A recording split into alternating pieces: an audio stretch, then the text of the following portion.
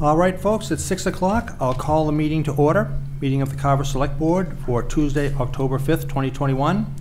This meeting is being cablecast by Area 58 Community Access Media, Channel 15, and will be posted by Area 58 on YouTube as soon as possible. There are openings in several committees. Please refer to the Select Board page on our website for a listing and application. If we could all stand for the pledge. I pledge allegiance to the flag of the United States of America and to the republic for which it stands, one nation, under God, indivisible, with liberty and justice for all.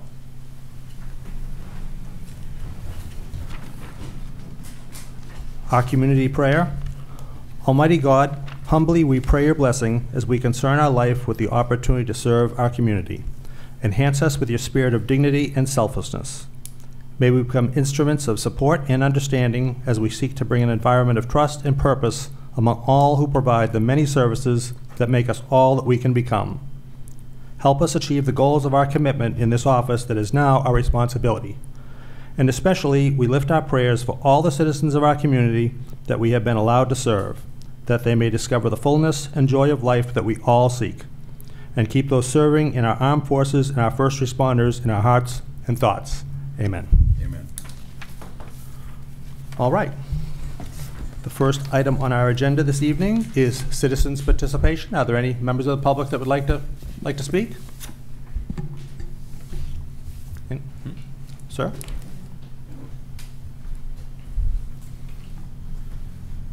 Good evening, Alan Maynard, 148A Plymouth Street. Actually, Do you want to have a seat, sir? Could you use the microphone, Yes. please, sir, for people at home? I got too settled here. I don't have paragraphs. First off, Could you just, what was your name again, sir? Alan Maynard. Thank you. Just curious, the select board meeting minutes have not been published on the website for quite some time, since September.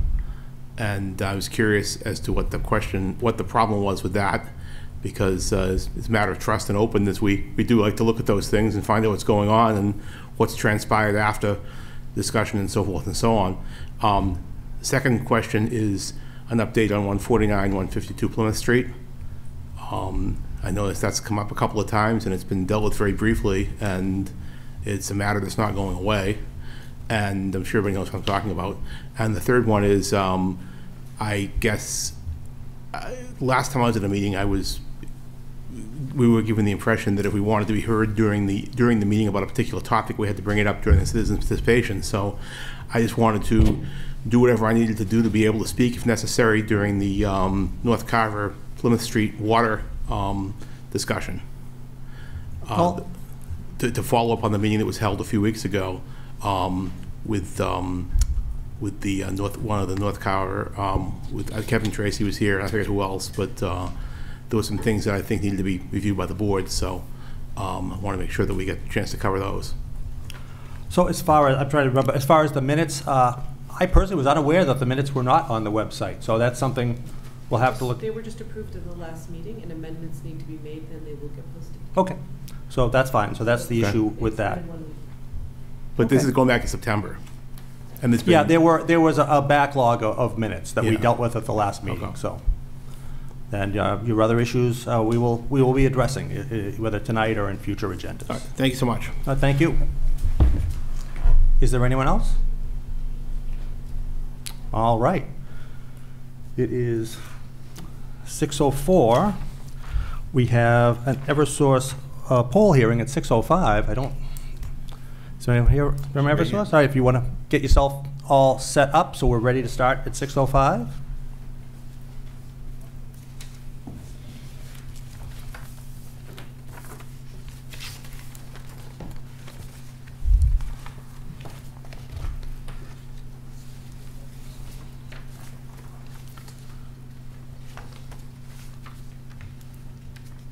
Right, is there a motion to open the public hearing? I'll make that motion. We open the public hearing for the poll. Second. Discussion, all in favor? Aye. Aye. Opposed? All right, are there any members of the public that would like to speak to this poll hearing? Seeing none. Ma'am? Good evening, everyone. Jessica Elder from Eversource. Could you just pull the microphone a little closer? I can. How's that? Is that better? Fine, thank you. Good evening, members of the board. Jessica Elder, Eversource. From what I understand, this petition is being reheard. This is a road widening permit, project, and we are petitioning to relocate 3 poles on North Main Street. Those poles labeled 93/26, 93/27, and 9/28. And then we're installing 2 poles, one being 93/27 and a half, and 93/29S, which is a stub pole. Also on Montello Street, we're relocating 1 pole, 86/3, installing 1 pole, 86/2.5. All right, thank you. Questions from the board? This is in conjunction with the project for the North Carver area? Correct. The urban renewal plan? Okay. I'll make a motion, we approve them. Oh, just a minute. Oh, I'm sorry. The chair asked if we had, but I just wanted to make sure that all the abutters have been notified. That's, Okay, great, that's thank the you. township. Yep. All right. Anything else? All right, so we have a motion to approve. Is there a second? Second. Further discussion? Hearing none. All in favor? Aye. Aye. Opposed? It is unanimous. Is there a motion to leave the public hearing? I'll make a motion, we adjourn the public hearing. Thank you. Close it, close it. I'll second the motion to close the public hearing. Thank you. Discussion? All in favor? Aye. Aye. Opposed? It is unanimous. Thank you very much. Thank you so much. Have a good evening. Thank you. All right. Moving right along. Our next item is a Chapter 61A request from the Federal Furnace Cranberry Company, 104 Tremont Street, Assessors Map 123, Lot 13. Good evening. Mr. Walsh, good evening. Jim Walsh, Town Planner. So you have before you is a request to take certain lands out of chapter. This is a approved solar project that went before it was approved by the planning board back in December 9, 2020. It's a 7.5 megawatt solar project with 4,000 kilowatt energy storage system. There's going to be 3 areas, I believe on the map that you have, it shows 3 areas along, there's kind of a roadway that comes off of Tremont Street, and it's about a mile in off of Tremont Street where these different solar areas are going to go. The total area, the yellow area is about, or the lease area is about 30 acres. And they're going to be on the sides of the cranberry bogs, so they're not going to be over the cranberry bogs. The total parcel is 781 acres, and it's, the solar project is permitted by allowed by zoning, and there's 700 feet of frontage on Tremont Street. So, that because it's going to become a solar project, there's going to be revenue to the agricultural landowner for that property, and so that will enable them to invest those revenues back into their cranberry operations. Okay, thank you. Questions from the board? Question. In the past, we've asked that applicants come before our board, before yours, to get approval for the 61A release, because we've had discussions where you have projects going and getting approved in front of the planning board, and then they come to us, and it's kind of like, oh, well, they've already have a project approved, we can't say no. So I know we talked about that before. I don't know if things have changed, but it definitely puts us in an awkward position in case we felt differently than the planning board did. So can we make sure that doesn't happen in the future? Because I know we've talked about it before. Right, so I think going forward we can do that, because right now we have no solar projects before us, and so moving forward we can make sure that that happens, to alert them to come before the select board first to kind of address the 61A aspect of the project. I would assume every applicant would know this land is going to have to come out of chapter land, so before they go Right. to you guys, it would be good to come to us to kind of. Right, they're kind Use of, the land. right, they're focused So- on getting their permitting, you know, through the planning board, and that's not within the permitting process. Yeah, so Um, can we just make sure that's added? You guys remember, we talked about it, so, okay, yeah. Oh, yeah. So we can make sure that happens again, or starts happening. So, Mr. Belvin? why isn't the applicant here? Why is the town seeking this, telling us for this? Why aren't they here? I don't know about the applicant.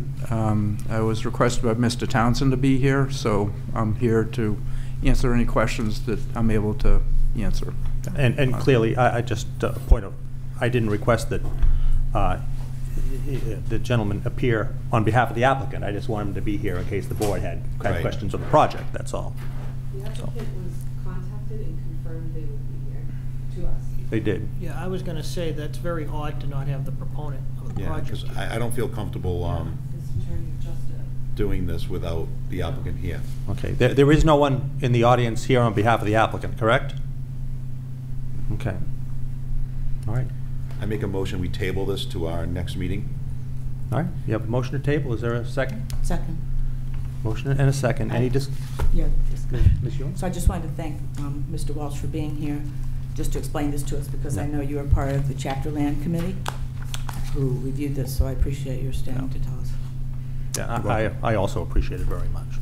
Okay, we have a motion and a second. Since you guys, Yep.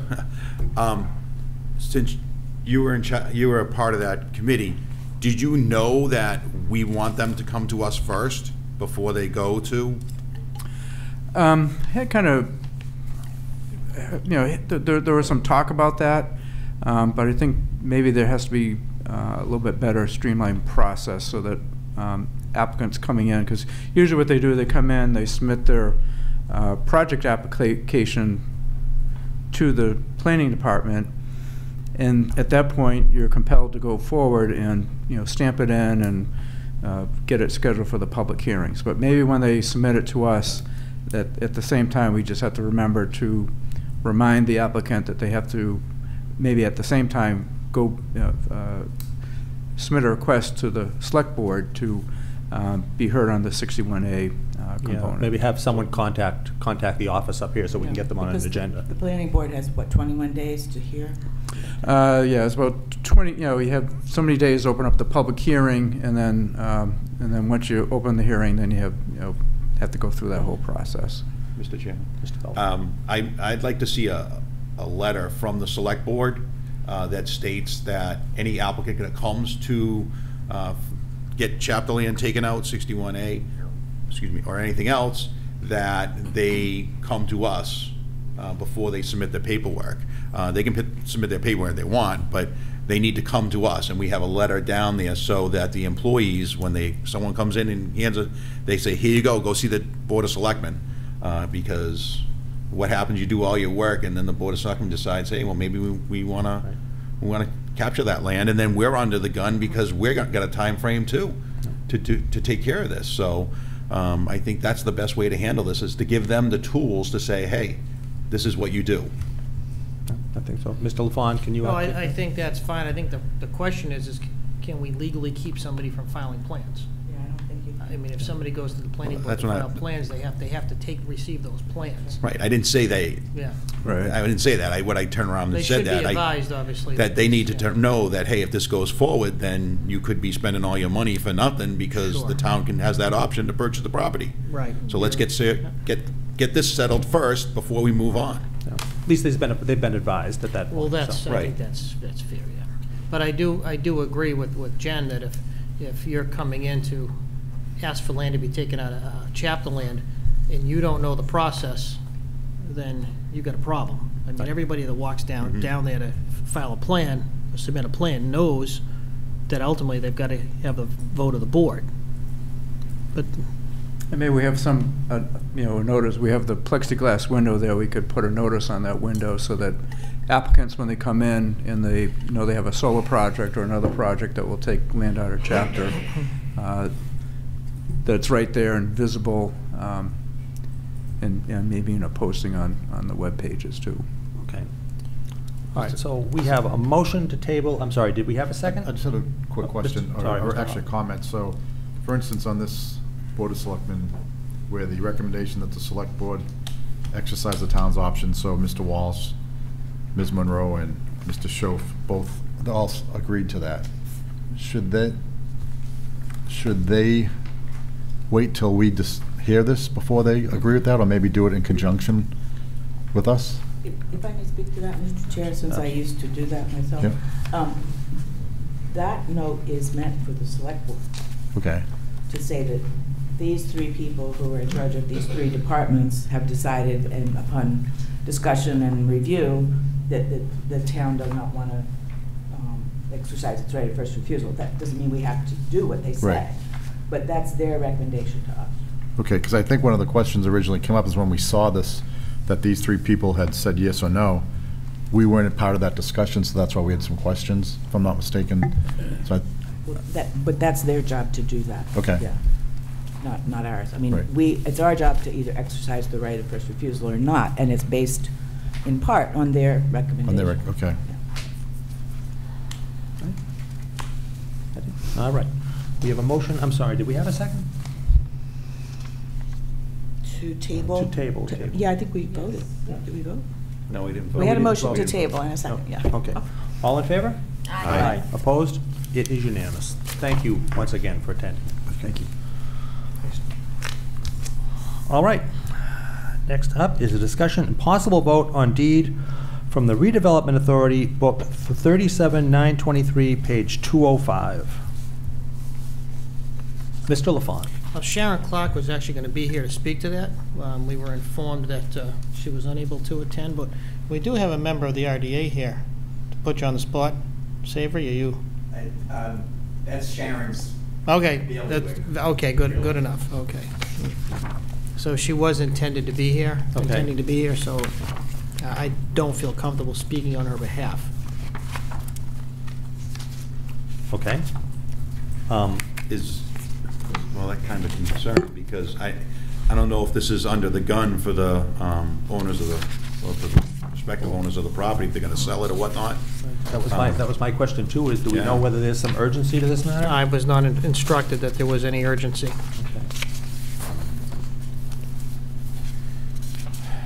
All right. Do you want to do a brief explanation of it though? Wasn't there just an error in the packet? Yeah, feel free, I don't. Well, yeah. So what? I think it was basically correcting an error in a deed that took place about 10 Correct. years ago. Am I correct? Yes. Yeah, we all got an email about it. Yes, we did. Yeah. Hope I can- And from what if I remember correctly from what I read, because I'm not gonna bring it up right now, but, is that it was an error that was done on behalf of the town, but the applicant is going to pay to have it registered with the deeds, the new one, and town council even says that, it was an error, and this is the way you resolve this error. Excuse me. Yeah, if I could. So, I mean, I'd kind of want to make a motion to approve it. The deed adjustment, I forget what they actually called it, but, Confirmatory deed? yeah, confirmatory deed, there you go. I make a motion, we approve it. It was an error on the behalf of the town, and the applicant's going to pay to get it sent into the Plymouth County Registry of Deeds to make sure, and town council already has looked at it. So, that's my motion. All right, we have a motion. Is there a second? I'll second that. Discussion? Hearing none. All in favor? Aye. Aye. Opposed? It is unanimous. Thank you. Thank you. All right. Next is discussion and possible vote of the appointment of a town administrator. So, we discussed this at some length at the last meeting. Any further thoughts on this issue from the board, or would anyone like to make a motion? I'll make a motion that we approve James Kelly for the position of town administrator. Is there a second? I'll second for discussion. All right. We have a motion and a second. Discussion? I think he is the only other option that we got that has the qualifications. And the the letter we got from Tom today, actually I picked it up today, but says they did everything that they could do, and the only other, that's what I feel. I think that he is what we have to pick from and the best option for the town of Carver moving forward. All right. Any further discussion? Mr. Hoffman. I wrote out a little statement, so just bear with me on this.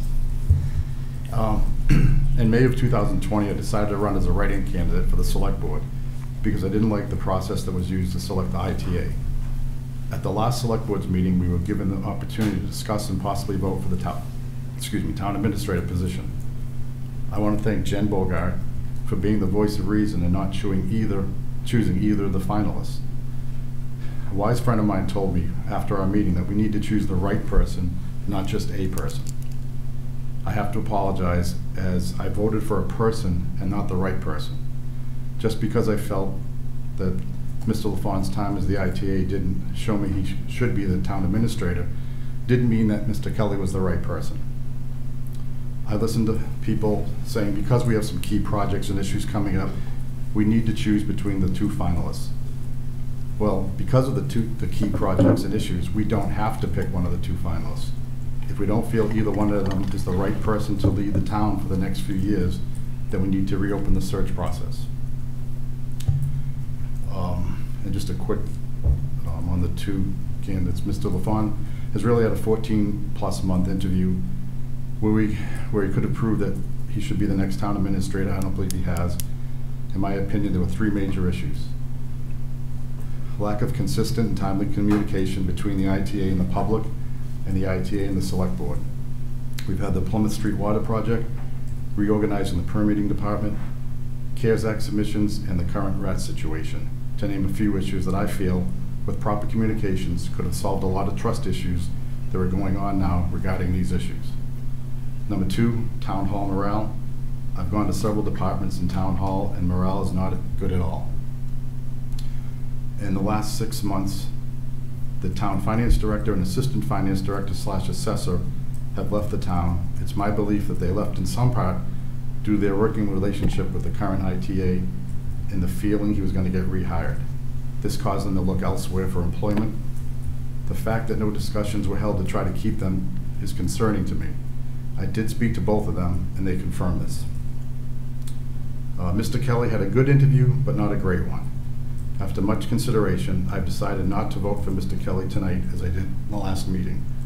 As I said, we should reopen the search. We should also make it clear to any potential candidates that neither of the two finalists got or will get a majority vote to get the TA position. That means that no one is a shoo-in, and it's not a foregone conclusion who will get this position before the final vote. While I think the Town Administrator Search Committee did a great job getting us the finalists, I do believe they didn't get as many qualified candidates as they would have if everyone believed this was truly an open search and the next TA wasn't already decided. Just because someone has history with Carver doesn't mean that's the reason to hire them. And the old comfy pair of shoes isn't always the best option. Sometimes it's time to get a new pair of shoes. So I'd like to make a motion, but I think we have to act on Bob's first. We do have to act on. I'll rescind my motion. All right. So I would like to make a motion that we choose neither candidate and reopen the search. I'll second. All right. A point of order, Mr. Chair. Reopening the search is not an item on the agenda tonight? Well, I think what we have is we have discussion. And possible vote of appointment of town administrator. Reopening the search is not, or expanding the search is not on the agenda. I think we have discussion and possible vote on the appointment of the town administrator, but I think it'd be my opinion in the appointment of a town administrator, reopening the search to find someone else would be within the scope. I think that would be within the scope of the I beg to differ, Mr. Chair. I'm sorry. I really think expanding the search is a completely different thing from appointing the town administrator. We're not expanding the search. We're redoing the search. But I'll tell you what. Well, either one. Either one. I can probably settle this. I make a motion, we make no appointment to the town administrator position at this time. Does he have to rescind the motion that I kind of jumped in and seconded? Yes, there's an emotion All right. in a second, So- so, I'll rescind my motion. all right. Again, I make a motion that we make no action to the appointment of a town administrator at this time. I'll second. Okay, we have a motion and a second. Discussion? Can I? Absolutely. I also wrote something. So it goes without saying that choosing a town administrator is a critical component of the select board. Therefore, I believe the select board has a duty to not just choose a town administrator, but to choose the right town administrator, especially when we're looking at up to a 5-year commitment. The feedback I got after last week's meeting was all over the place. I'm glad you didn't vote for so-and-so. I wish you had voted for so-and-so. And thank you for not voting for anyone.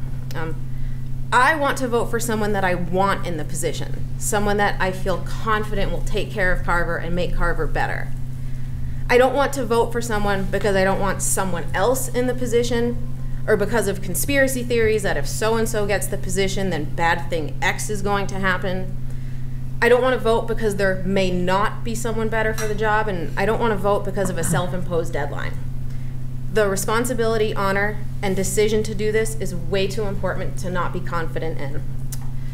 Mr. Kelly was very respectful in his interview, and some of his answers resonated with me, others not so much. Carver needs and deserves a strong, well-rounded town administrator, and after reviewing background information, his interview, and a lot of consideration, I'm not convinced that Mr. Kelly is that. Mr. LaFond had a stronger interview, but considering that with background information and my experience on the board, I have too many reservations and concerns to be totally confident that he is either. So, as of right now, we do not have a candidate that I feel comfortable offering a long-term contract to. In my opinion, it would be better to take more time and use additional resources if necessary to be sure we hire the right person than it would be to rush a decision and then realize we're stuck paying the wrong person. Okay, thank you. Any further discussion? Mr. Chairman. Mr. Belvin? Thank you very much. I totally respect what you've done and for this board. So I want to say thank you very much. Anyone else? Ms. Jones? Yes, thank you. This is a very important decision, and I want the board to understand some of the things that you've said here are very puzzling to me. So we don't want the comfortable shoe, and we don't have the right person. And at times I wonder, will there ever be a person good enough for you guys? I mean, I just don't understand that. We have 2 of the largest projects going on in town now that we've ever had, probably in our history, and that's the development of the former Whitworth site, the Route 44 project, and this Montello Street expansion. Not to mention we have millions of dollars of ARPA money coming. We need people here who understand these big projects, who understand the finances and the intricacies, who understand who the players are, and isn't it nice? Wouldn't it be nice to have someone here who actually liked our town, really loves it, really wants to see good things happen here? I just think right now there's so many things going on. We lost a finance director, we lost an assessor, we've gained a finance director, we've gained a building commissioner. These people need to come up to speed. We need someone who understands how things work here. Why in the world, at this point in time, would you want someone who doesn't know what he or she is doing? I don't get that. We also need someone, and I don't know if it matters to you guys, but we actually need someone who cares about the employees. It's not their best friend, but someone who has their respect and trust. That is a big deal to me. That doesn't come overnight. As I said before, that kind of thing is earned. And I'm not sure what departments you're talking with, Mr. Hoffman, but Mr. LaFond has the respect of all the department heads that I know, pretty much all the staff, including library staff, school committee, school administration, library staff, I said that. And most of the unions. That's kind of unheard of in a town administrator. So I am confident that he is the right person. And it's very, I'm very, very disappointed in this board for not moving in that direction. Thank you. Mr. Hoffman. When you asked about the, as far as the town morale, I went around to every department of the town hall. Well, morale's low right now because they're all on pins and needles because they want Mr. LaFawn to be appointed town administrator. Have you personally gone to each department and asked? I've gone to almost all the departments, yes, sir. Okay, because they told me you hadn't been, so, Okay. so I don't appreciate that's you nice. telling me that. Really? Okay. Yeah, really. Mr. Well, Chair. thanks for checking up on me, Jim. Mr. Bell. So,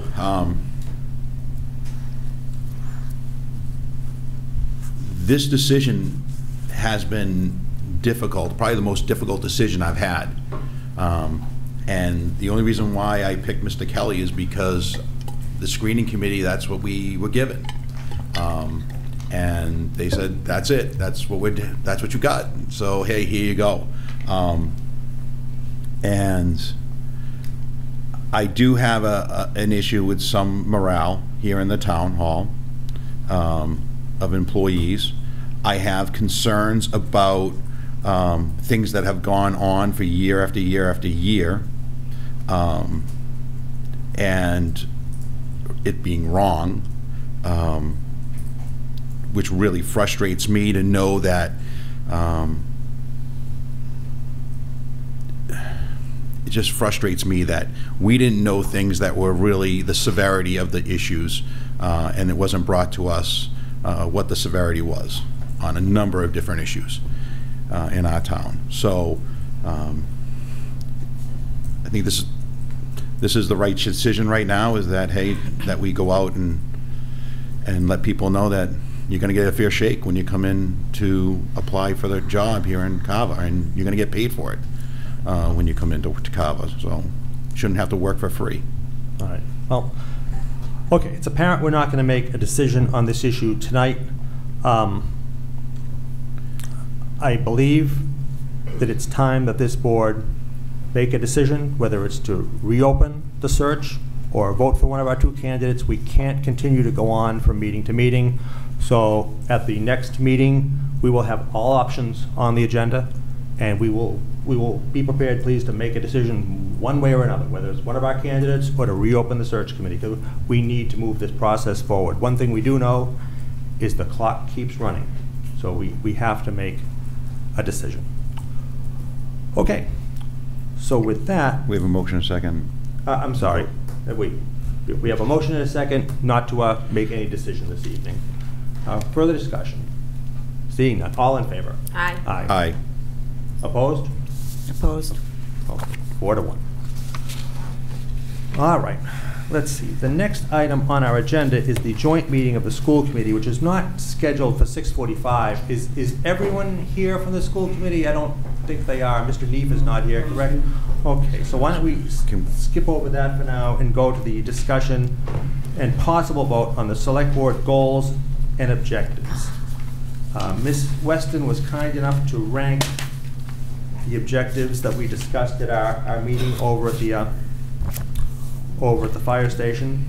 It's clear that communication is, I think, everybody's main goal here, and I think some of this probably needs to be, made quite clear to whoever the new town administrator is, because a lot of that communication involves the town administrator. I think it's important that we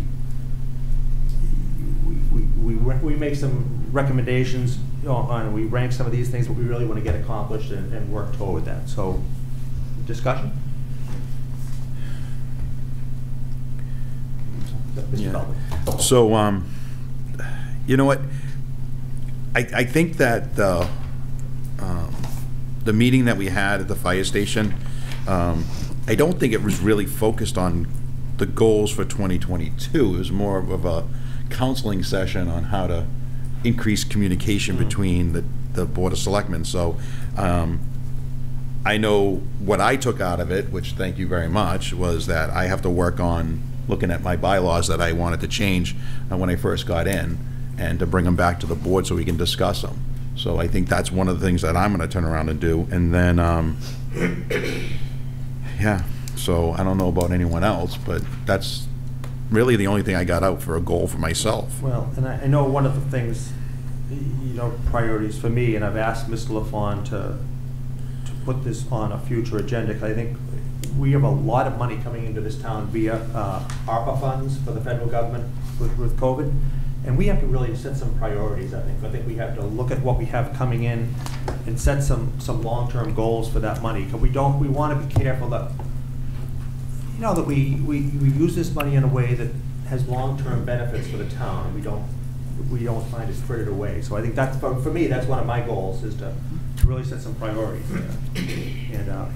And Ms. Hughes. I agree, Mr. Townsend. I think that's a huge priority, and I know that one of the things we talked about in that goals and objectives meeting that we had was to use some of the money possibly for upgrading our broadband here in town. And also, I think we discussed affordable housing. Both of those issues can, and that money probably could be used for other things, but I think it's a pretty good idea to use it just for one-time funds. You can really get a good bang for your buck. I think so. Because it's a good amount of money. I think so. I really think we need a future agenda item where we see exactly what this money can be used for, and we pick, you know, a couple of priorities to really focus on. Anyone else? Okay. Well, I'm sorry. yeah. No, I guess kind of like what Bob said, we didn't really talk 2022 goals, but if you look at the list and kind of what we talked about, there are things ideas that we all had. And I think a lot of it would be follow through. You know, Bob had the bylaw thing, and he had brought up a long time ago the like welcome book. When you are elected to something, here's your book. You know, I had brought up ideas on community stuff, or how to get more people involved in committees. We talk about things and we haven't followed through on them, so I think a goal should be to get the things that are on this list on agendas and actually have follow-up discussions. So I know that with my ideas and maybe piggybacking off of other ones, I will be submitting more agenda items because I haven't in the past. So that's a goal of mine, to actually follow through on stuff, because we have great ideas. Good. Anything else? All right. All right. Moving forward, do we have? I still don't see Mr. Neef. So He's here. Is he? He is here. He's out there talking. Oh.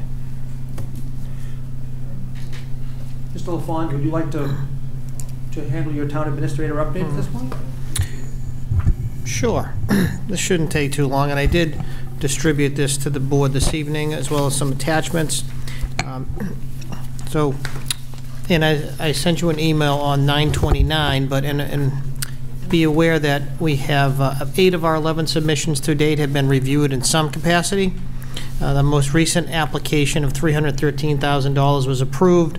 About $39,000 was not approved of that, and basically because it's some payroll information that had not been followed up with by the department downstairs. So, but that can be forthcoming. That's not something that would be that we won't recover at some point here. The other large one of $289,382. Again, I've been told by Tom O'Brien that that's being reviewed right now. That's the one that was submitted a couple times for various reasons. And the last one that we probably will be submitting is, I call it the number 12.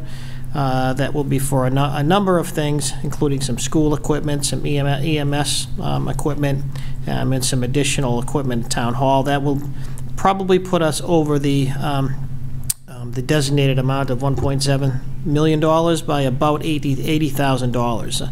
In light of the fact that we know that not every dime is approved, we want to make sure that we take advantage of everything. If there's some of that, the 1.7 that's not approved, then then the 80,000 should fill the gap. So right now we've got about 920,000 of our submissions approved to date.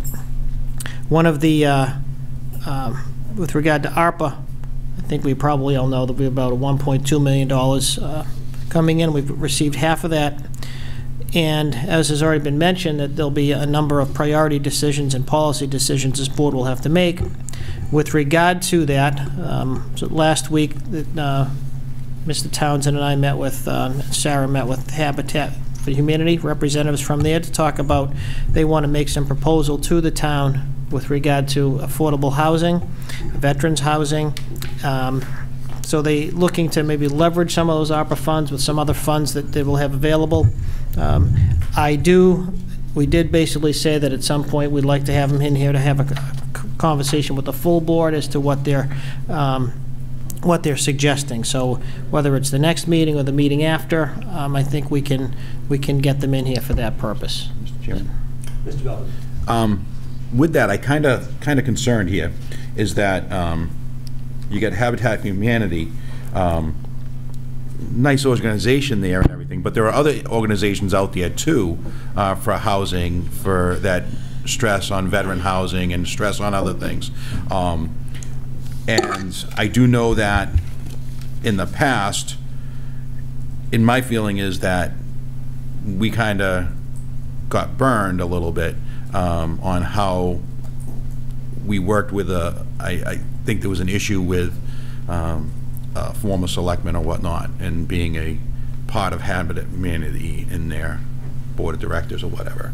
So I think we should be really careful about not being pigeonholed into one option, that we put it out there, that the money's here, but if you are a nonprofit and you want to come and help, then put it in there, not just Habitat for Humanity. And I think just what I spoke on a little earlier with our goals, I think this board has to decide what our priorities are before we have an organization in here talking about that. I think we have to decide whether, housing is a priority or where the priorities are before we have any particular organization in here talking about. I think it's a little premature to talk about that before we prioritize the funds. And the other thing is that the other avenue is the redevelopment authority. They too, I mean, they have funds and that can be utilized too. So, and there are properties which I already talked about in the redevelopment authority that the town has. We got rid of a bunch of them that we could have used for affordable housing and didn't go any. It went into private companies through the auction, but there's still a few more out there that we could utilize for affordable housing. So. Well, this is a discussion I think is going to need a little more depth. Okay. But, if I could just add one point, and correct me if I'm wrong, Mr. LaFawn, but this would have to go out as an RFP. We can't just give Habitat. That's correct, yes. Thank you. That's correct. Okay, thank you. I'm sorry I interrupted. Go ahead. Oh, I'm sorry. The Plymouth Street water, again, this is, we're all very well aware of this. The Langdon did have, the Board of Health and the town's consulting engineer did meet with residents of Plymouth Street, I believe it was on September 21st. And the installation of the line, as you know, it's complete. It has been complete. The town has met its requirements pursuant to the administrative consent order. We are currently seeking some form of notice from DEP confirming that. In addition, as you all know, that we have appropriated sufficient funds to connect all properties that have been subject to testing and connect them to the system if they desire at the town's cost. Ultimately, we do need to come up with a deadline for allowing property owners to connect at the town's cost. And one issue that I'm instructed by the health agent Kevin Forg that came up during those conversations was whether or not the town would consider paying or subsidizing a piece of the water bills for those people who are going to be jumping on or being connected to the system. So that's a conversation for another day, but that is one of the takeaways I'm told from that conversation. I'm sorry. Have they started the testing for PFAS yet, for the town well?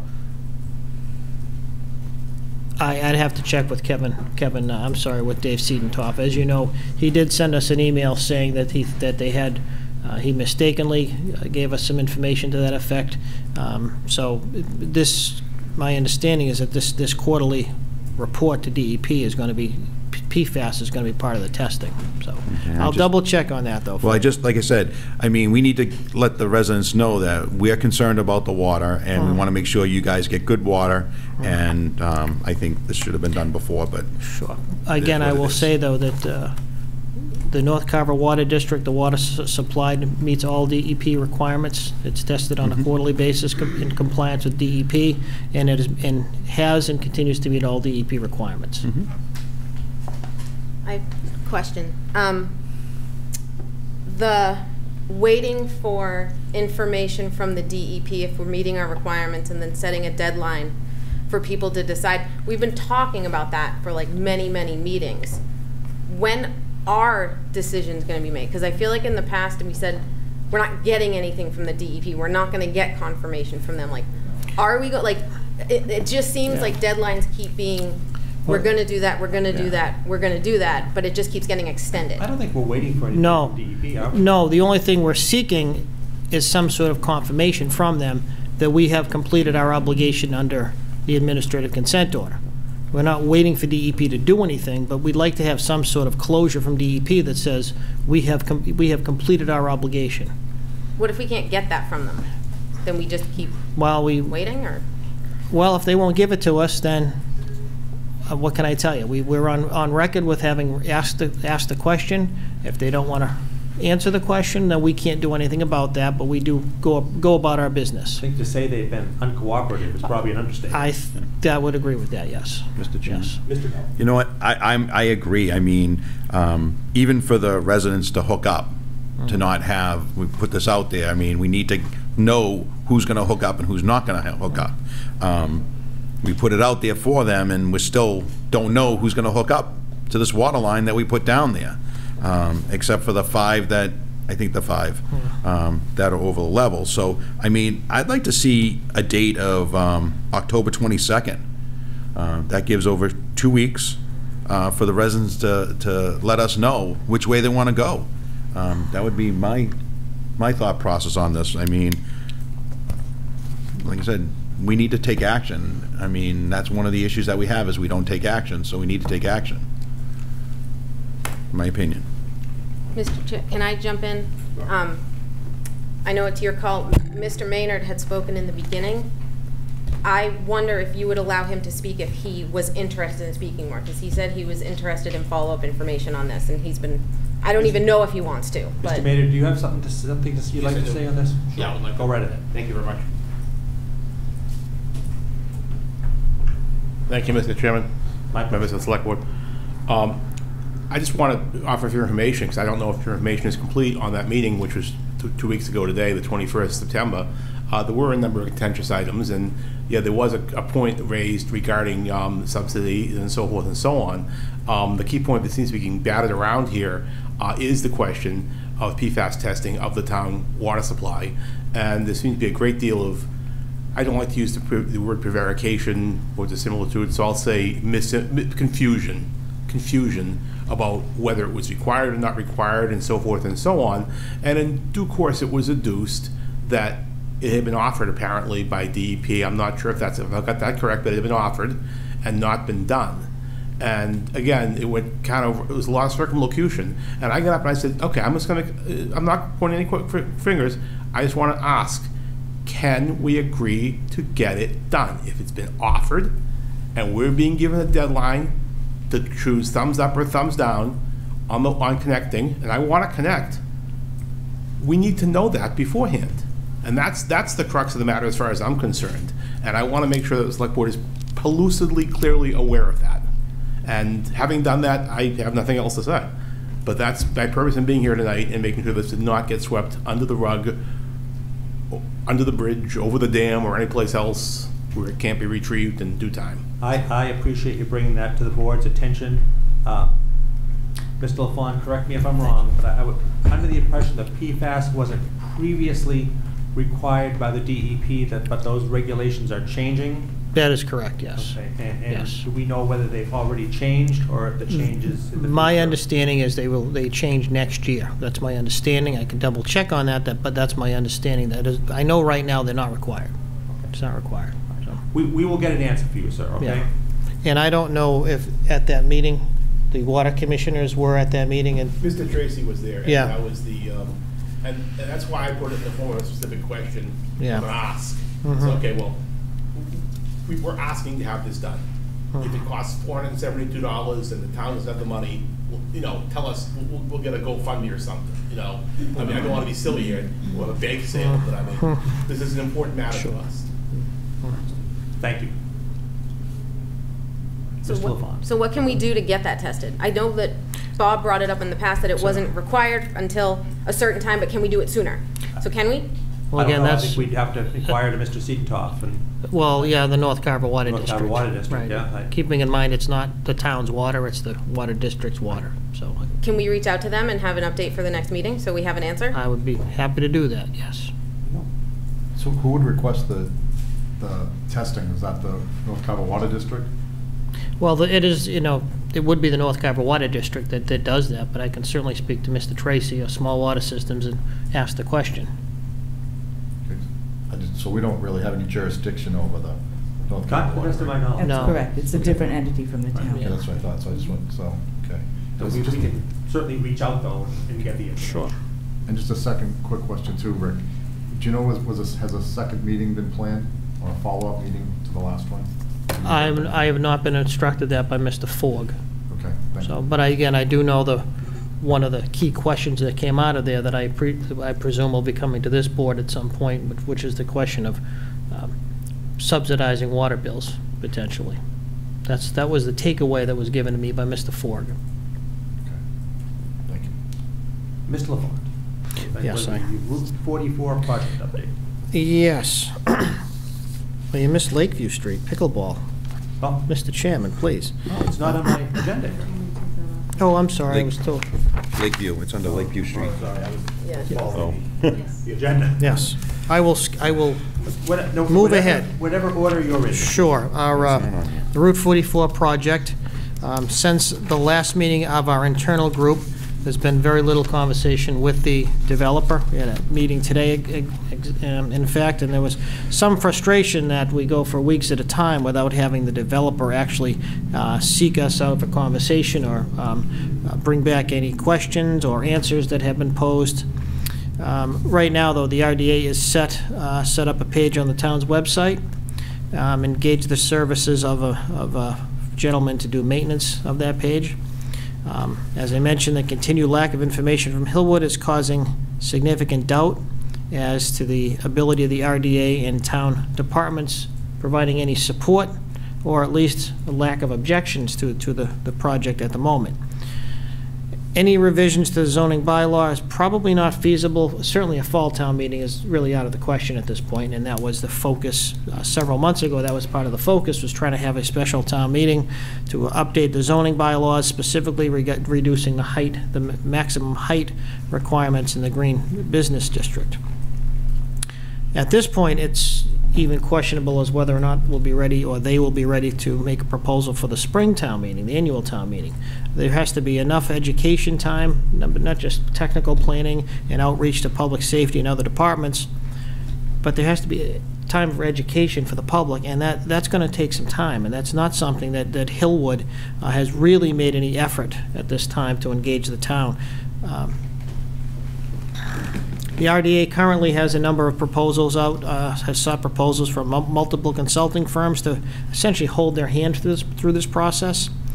The goal is to secure the services of a consultant who can guide the RDA through conversations with the developer and state agencies, negotiations with the developer, a consultant who can provide peer review, prepare reports, and provide public relations advice, and just overall guidance to the RDA, which again is essentially the town in this regard. So as I mentioned, the pace is frustrating.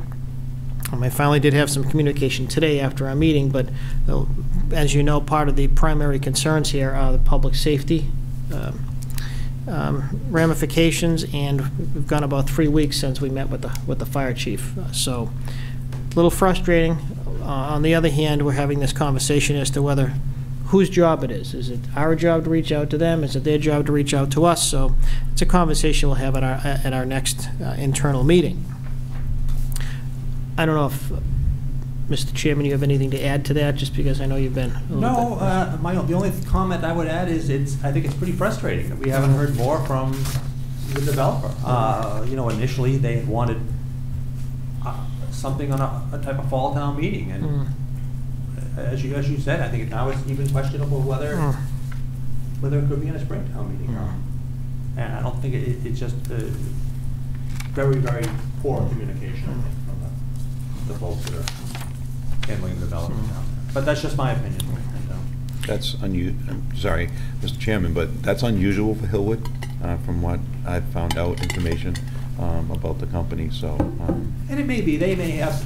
I mean, obviously, I'm not intimately involved. They may have some other projects going on that are impacting this. I don't really know, but it just seems like it's going a little slower than I thought it would personally. Montello Street. Wherever you are on your Montello Street. The board has already been provided by a prior email from me as to an update on the project construction. So I do have a notification which has already been provided to some of the abutters and other businesses that the town will be commencing the work of the project for their realignment of Montello Street, and the construction is estimated to start on October 11th, so right around the corner. In the coming weeks, there will be prep work performed, construction layout and erosion controls. This is going to cause some traffic control concerns, and there is a plan for a traffic control plan which we will put on our website too. So hopefully people will pay attention to that. I know we have some other traffic concerns in town, so we always encourage people to look at our website, either ours or police department, so that they can understand what's going on around them. So I don't need to go through the rest of this notice. Let's see, Cranberry Point Energy Storage Facility. I have also in your packet a brief update as to what this project is about. Essentially, it's a 150 to 300 megawatt battery storage system. It's up on Main Street by the Eversource substation. It's you can't see it from the street. There are very few abutters. Those abutters, again, also live by that substation. This will be interconnected to the substation by Eversource, and ultimately, I only bring this up because ultimately this is going to take probably a pilot agreement with the town at some point. So you can read the specifics. A lot of it's quite technical, but you are going to see this coming down the road. So little bit premature to get into it in any great detail, but again, as I said, it's at some point and you're going to start hearing some rumblings or perhaps some ovations by Plus Power to begin negotiations over a pilot agreement. And sorry, Ms. Ewens? I just have one quick question. Yeah. Mr. LaFont, do we have any idea at this point what the pilot program agreement would be, the payment in lieu of taxes program to the town, or is it too soon? It's too soon, because, I mean, we know from in terms of solar what the basic numbers are when, that we can compare to other communities as well as our prior agreements, but we don't have a model in town for this, so there'll have to be some research done as to what the going rate might be in other communities. Thank you. And two other things. Number one, I did have on our update on our health insurance. At the moment, through the health group, I'm looking to bring in some high deductible plans, and I'm not sure, more of private sector type plans. I don't want to get into much detail tonight, but those types of plans, with some education and outreach to our bargaining units and other examples from around the state, those types of plans can save about 20 to 30% on our overall health insurance costs. That does take some education, but it also takes plan design, and it takes us to provide that plan design for people. So that's one of the projects that we have going now, and how long it's going to take. It's probably going to take a season or so, maybe 1 or 2 open enrollment seasons to hopefully get some good participation. But you're looking at a $3.5, $4 million health insurance bill. It's a lot of money. It's a lot of money. So as I said, probably with a construct like this, like Carver has, you're probably talking about maybe a 20% plus savings. There are some towns in our group that could probably look forward more to like 30% just because of what their plan design is currently. So that's going to be a big effort in the next few months. And how long, I'm not sure. But so the only other piece I'd like to say is that within 48 hours, Mr. Walsh has given his resignation effective end of next week. Mr. Walsh, as you know, our town planner, has been on the forefront of some of our larger projects in town, and I think he's done a real good job with those. Route 44 project and our interchange project, and some, unfortunately, that gap has to be filled. For better or worse, a lot of Jim's responsibility is going to be filled by me. We are looking for a part-time interim planner while we go about the business of replacing the full-time planner position. So, but I'm sorry. No, my primary goal was just to thank Jim for his service to the town and recognize some of the things he's really helped the town with. Okay. He also serves on the RDA as the executive director of it, and that's what typically the town planner has. So that's going to be something that the redevelopment authority is going to have to really look into, hiring someone themselves or finding someone to help with this project that's going forward with us. Well, keep in mind, Jim was serving the RDA really as in the as town planner. He wasn't getting any additional compensation for that. No, he wasn't. And typically the executive director doesn't receive any funds from the RDA for it, but they may want to look into some. Well, as I mentioned, that members of the RDA are trying to press me into service to taking over some of the duties that Jim has been doing historically. That would mean moving around some other responsibilities, but considering it's the biggest project in the history of this town and probably for the future of this town, it's all hands on deck. Right. So, Mr. LaFond, do you have something on the Green Communities grant? That's on the, I'm sorry, I skipped over that. Yes, some of you had read in the paper that Carver was awarded a $160,000 Green Communities competitive grant. This is based upon a 5-year plan that has been submitted to DOER and approved. Last year, the town submitted what's called an application for a designation grant. Once you get that, you actually start the process of going about your 5-year reduction. This particular plan includes reduction, basically installation of LED lighting upgrades and controls at the town hall and the middle high school. And again, we're in the 2nd year of this. Last year, the town received $157,000. This year, and going forward, it's competitive. It's not simply the designation grant. So, as it stands, this is a project that's really coordinated by Elaine. Well done, Elaine. Appreciate it. And with our O&M department. So, again, it's multi-years, and again, you have to show results if you're going to be competitive going forward with competitive grants with the state. You have to continue to show progress. You have to be administratively, you have to have everything in order. You have to spend your money. You have to spend it timely. You have to close it out. You have to have proper documentation. It's a lot of work. So it's good money, but it's a lot of work. It's worth it. So again, kudos to Elaine for coordinating this project. Thank you. The next item on our agenda this evening is a joint meeting with the school committee. Why don't we take a 5-minute break while the school committee gets situated, and we'll reconvene. I need to get up. All right, I'll call the meeting back to order. This is our next agenda item, a joint meeting with the school committee. School committee applicant interviews and discussion and possible vote for appointment to fill 1 vacancy. Applicants are Jacqueline Lake, Deborah Gezwaldo, Sandra Duffy, Susan Bolio, Kelly Nimi, and Bill Cullum. Ms. Cloherty, would like to call your board to order? Yes.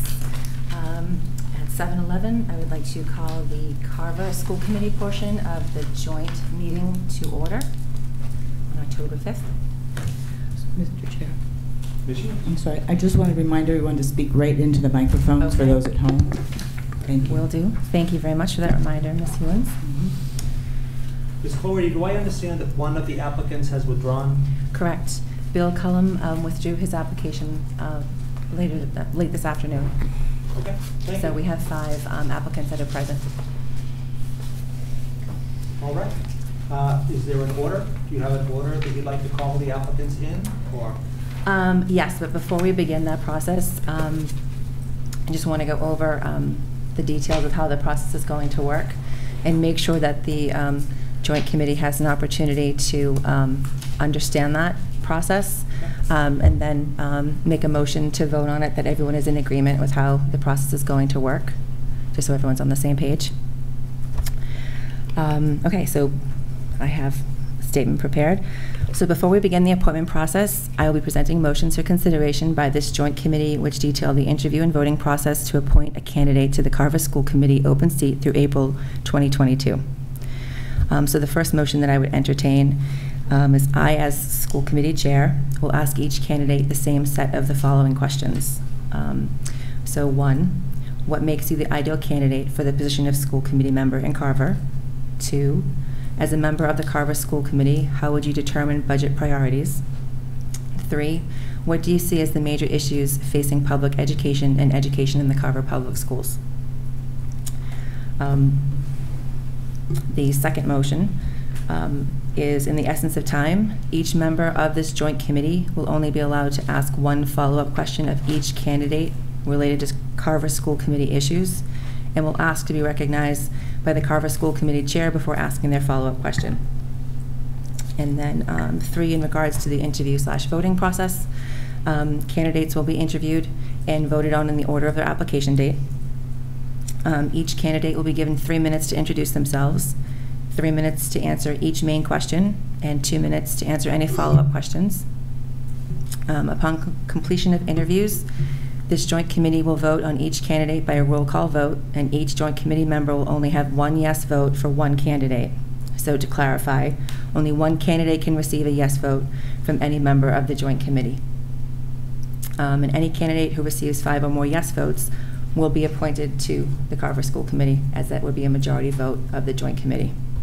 And in the event that 2 or more candidates receive any number of votes that results in a tie, and or no candidates receive 5 votes, the joint committee will conduct additional rounds of voting until a candidate receives 5 or more yes votes. So I would entertain a motion. All right. I will make a motion for those 3. Do they have to be separate motions for each question, or can I read them all? I believe, you have 3 yes, I believe we need 3 separate motions, and each vote needs to be a roll call vote. Okay, so I'm basically going to read the same questions you just read. Yes. But I will word it a little differently. Thank you. I'll make a motion that, for number 1, I'll make a motion, the Carver School Committee Chair ask each candidate the same set of the following questions. What makes you the ideal candidate for the position of school committee member in Carver? As a member of the Carver School Committee, how would you determine budget priorities? And 3rd, what do you see as the major issues?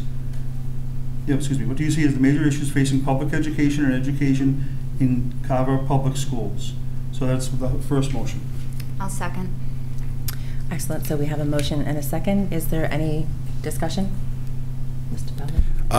Who created the questions here and the process here? Is this like a standard process that is used across the board for all the towns, or, I mean? This is, these are questions that were developed with Mr. Neef, the superintendent of Carver Public Schools, as well as the Carver School Committee did see these questions. We did also review them with legal counsel. The bylaw is vague. It just says that this committee will jointly appoint a member to the open seat. So we did some research based on what other communities around us have done recently to fill an open seat.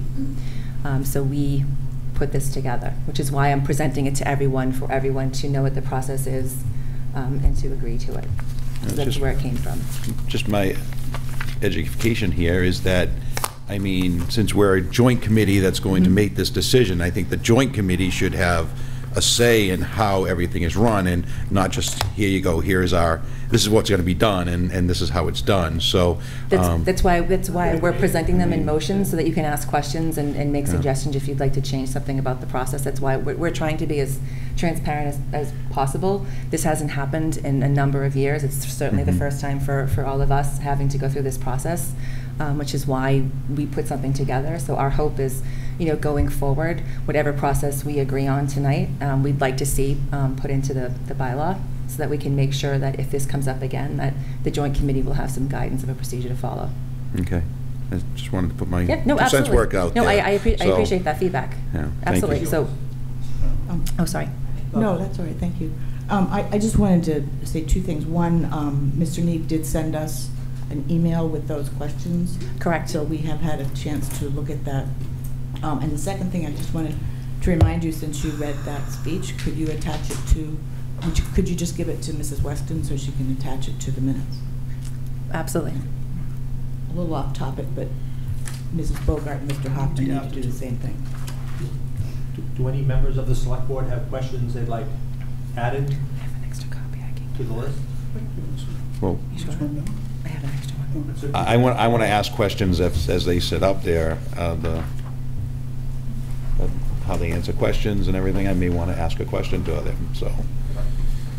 I don't want to get pigeonholed, and these are the only 3 questions we're going to ask them, period, cut and dry. I want us to be able to make sure that we can ask our own questions, so. Okay. So, Ms. Cloherty, is there a limit on the number of follow-up questions that you're proposing here? The follow-up. The select board really hasn't had a lot of input into these questions, so. Yep. And I completely understand and appreciate that. Again, that's why we're presenting them in motion, so that we can have, you know, a discussion and make amendments to the process that we can all agree on. So the idea behind the follow-up question was just in the essence of time. So if a main question is asked, and if someone has a follow-up, that it would just be 1 question per person, because we had 6 candidates, we still have 5. So we were thinking in the essence of time to try to keep this as, you know, succinct as possible. But if there are any, do you have any questions prepared? Or are you just going to ask as things come up when people well, I want to be able to just have, I just want to have that open to make sure that we can ask a question. I mean, I do have a question, I'll ask all of them anyways. Okay. But like I said, I was kind of hoping that if we ask them, then see if the other candidates, we call them in one at a time, and so they don't know what the question is beforehand, to turn around and say, all right, fine, this is a question, well, how will you answer it? So the other person doesn't say, well, all right, I saw how they answered it, so maybe I'll answer it differently, or whatnot like that. You know. Okay.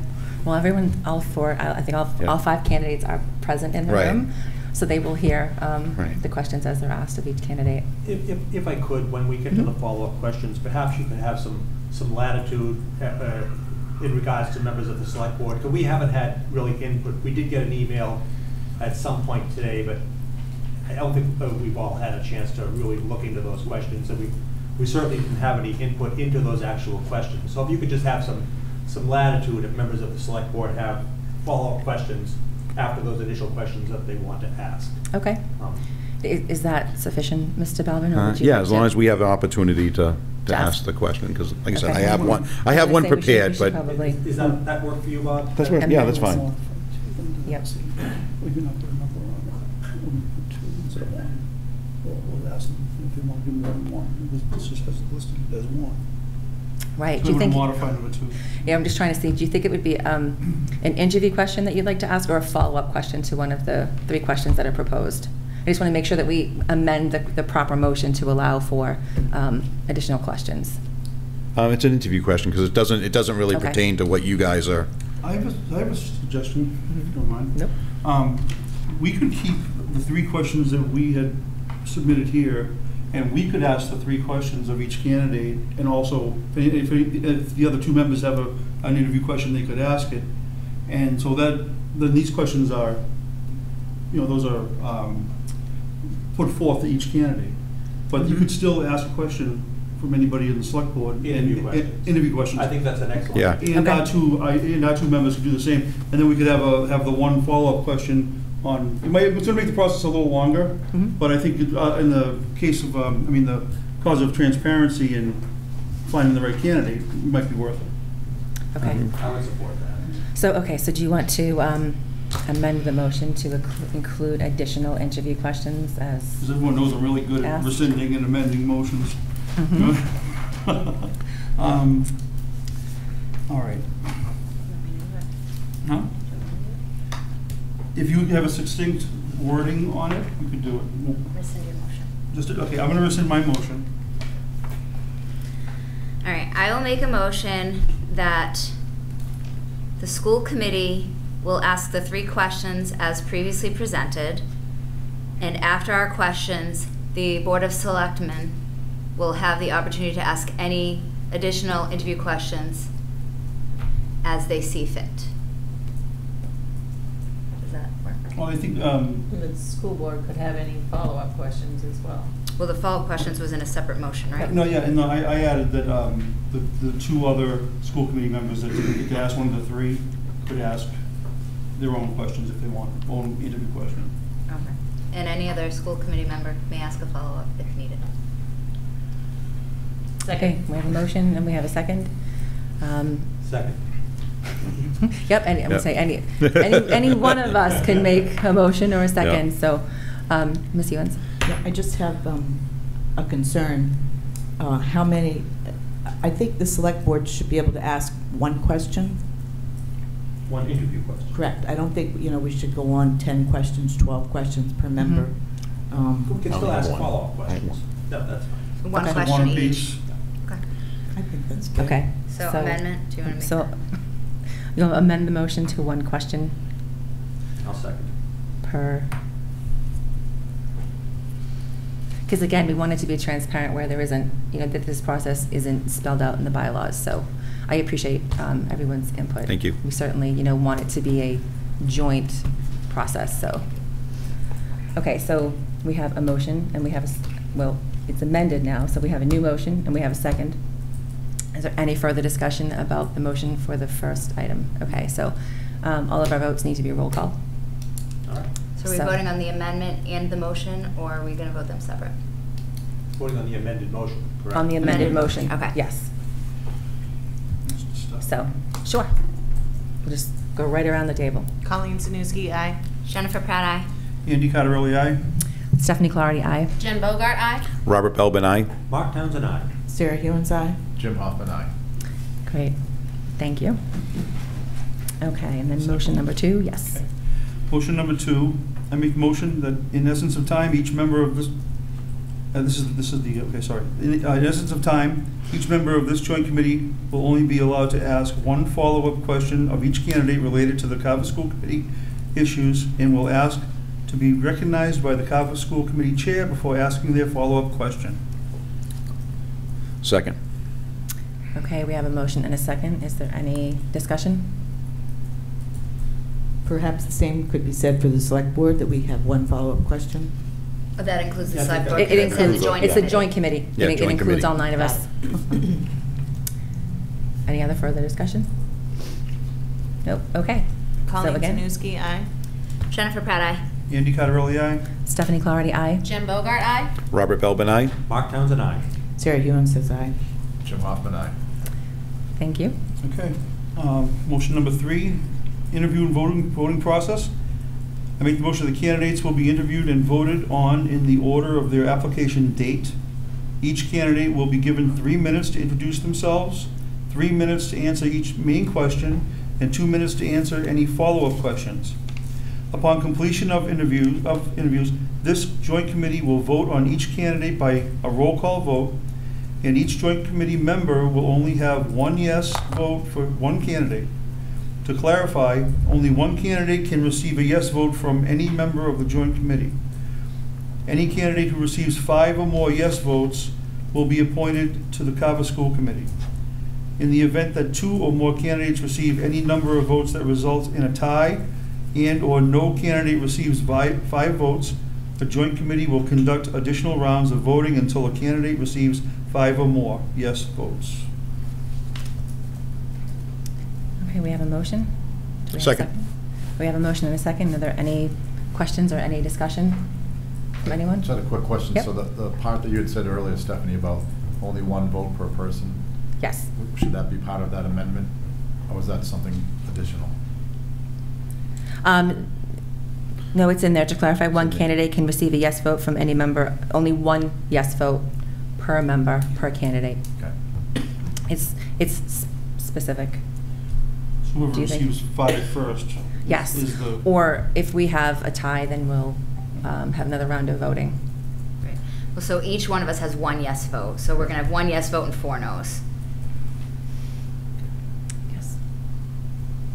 Any other questions or discussion? No? Okay. Roll call vote. Colleen Zanussi, aye. Jennifer Pratt, aye. Andy Cotterelli, aye?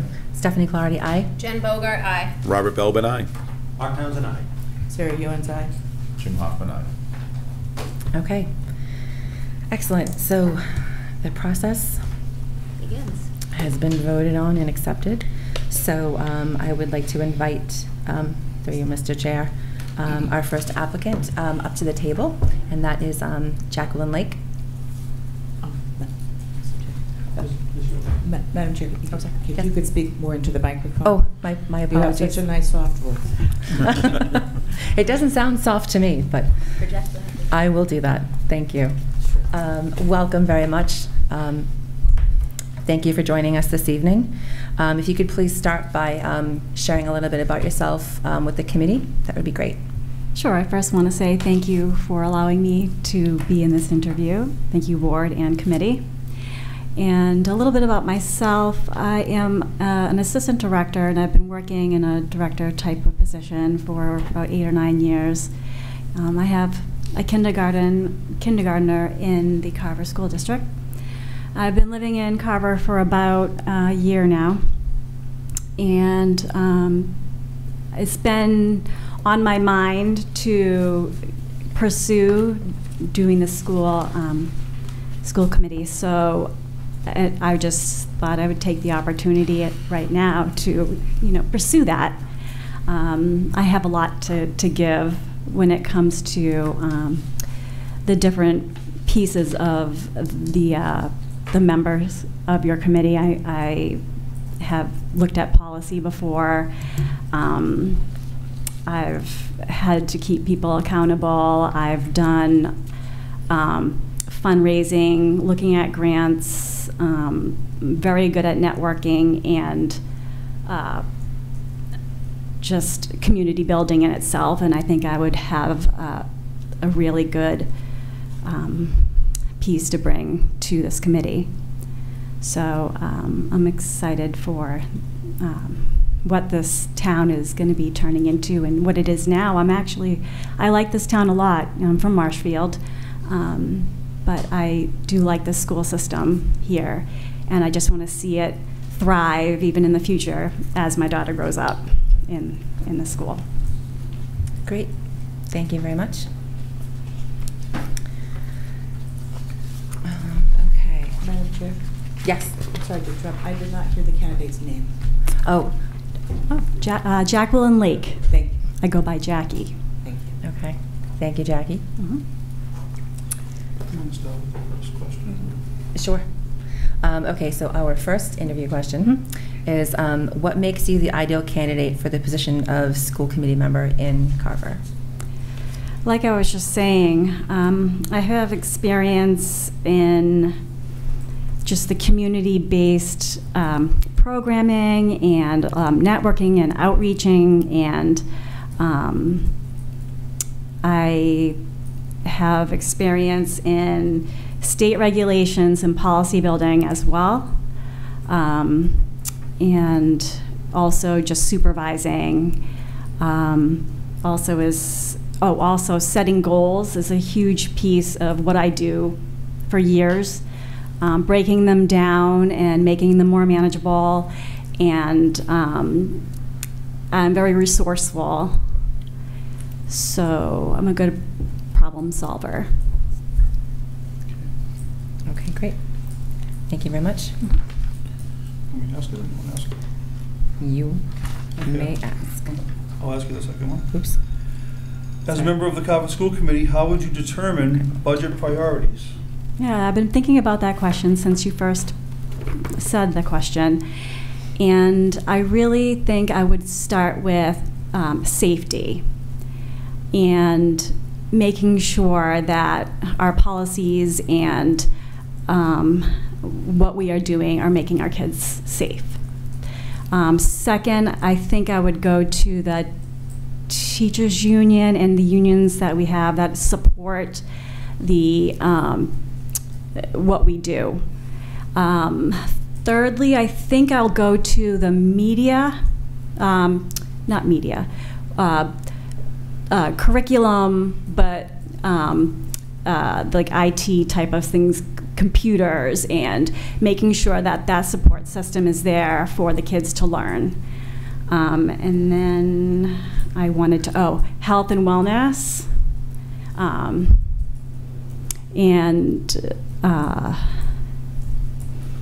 So that's kind of where I'm at right now. What other things could I find here?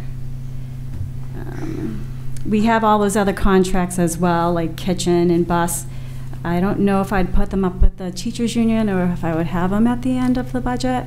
But then you have just your pencils and your things that you need as well, and that would probably go at the end. And this is all within like a few minutes, just trying to figure that out in my head. So absolutely, thank you. No worries.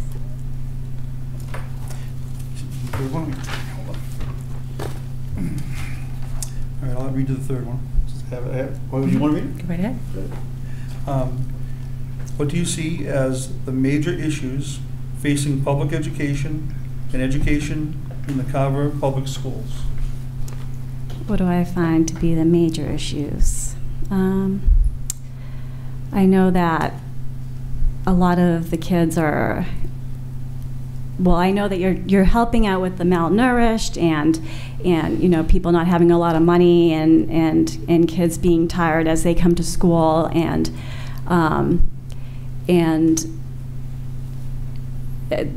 kids having different needs that are growing a lot more these days, like special needs, and teachers having to be able to manage different behaviors in the classroom. I think sometimes some teachers may or may not know how to manage those types of things. But then I also go to curriculum. And I know that a lot of back and forth on what type of curriculum is being used, and what direction do you go in, and having to go by what the state regulations are, but also wanting to keep the integrity of what we are as a town as we move forward with the different curriculums that we're using. So curriculum. Some other things, bullying is huge, and coming up with programs that can educate people more on that.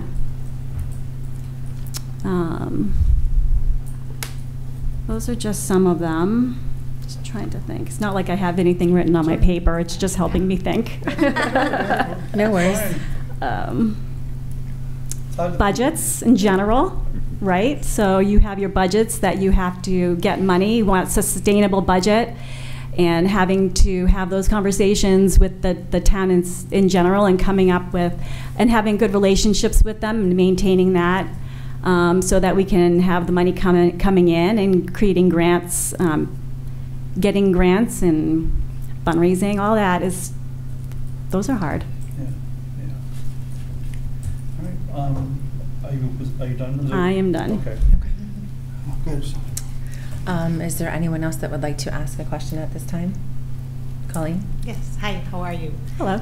Thank you. I really appreciate you putting yourself out there and applying and throwing in your hat. I've been in your position recently, so it's not easy being put on the spot with these questions. So I really appreciate you coming here and giving us everything you have. I have read your resume, but Can you just tell the committee, joint committee here, exactly what you do for a living on a day-to-day basis? Currently? I see that you are in an applied behavioral analysis program working with children, I presume. So Yes. I think that would be helpful in case, someone hasn't read a resume. But thank you so much.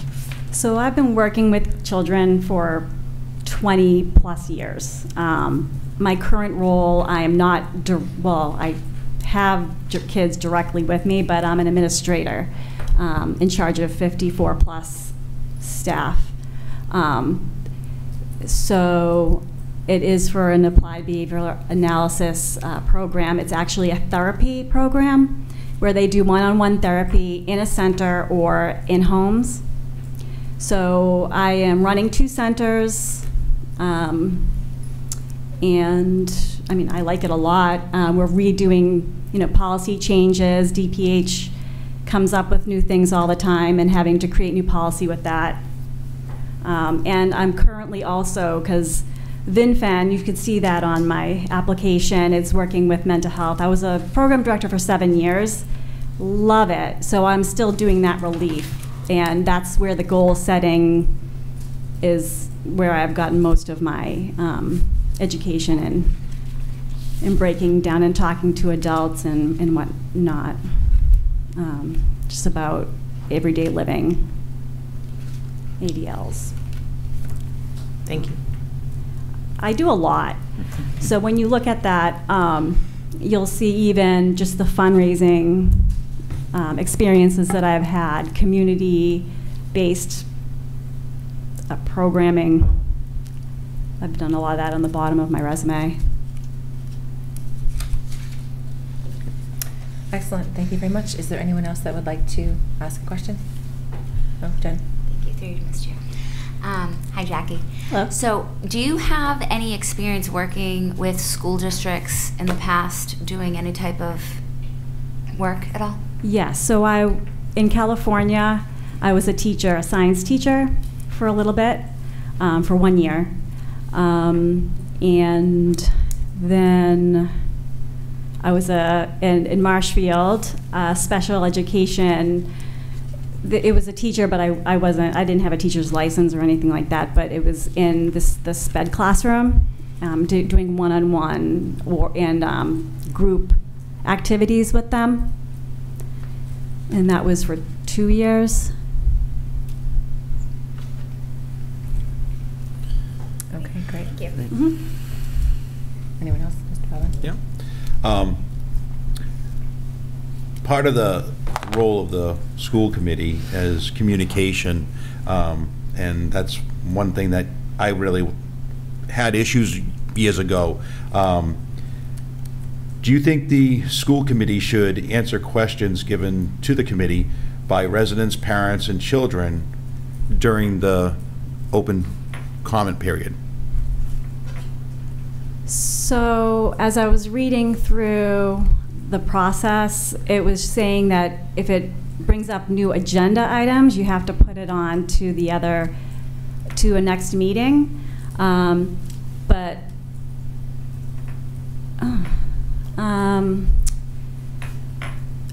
So I know if they have a question then and there, it's best to get some answers if possible, but I just don't know how far you would go. I just don't know how far I would go. I would like to just stay with the format and bring it as an agenda item for the next meeting, because that's the process. Okay. Thank you. Thank you. Mm-hmm. Ms. Stevens? Thank you. I guess my question, which I'm probably going to ask everybody, is why do you really want to run for school committee? I know you're not running, but you kind of are. Yes. I just want to, I've always been a community type of person, and I don't know, just something inside me is just telling me to do it, so I kind of wanted to do it. I know I have the skills for it, and I would like to maybe support the town using those just to help out. Thank you. Mm-hmm. Anyone else have any questions? Okay. Thank you very much for your time, Thank you. Jackie. We appreciate your application. Thank you for your time. Thank you. Any follow-up questions first? Oh, I'm sorry. Did anyone else have any questions? I thought I covered that in asking if there were any questions. Sorry. That was the end of the first round of interview questions. So, do we have to announce? I guess you don't have to announce some follow-up questions, right? No, that was just if does anyone have any additional questions? Okay. Sorry, I thought I had covered that. my apologies. Okay, great. So the next candidate that we have is Deborah Gezwaldo.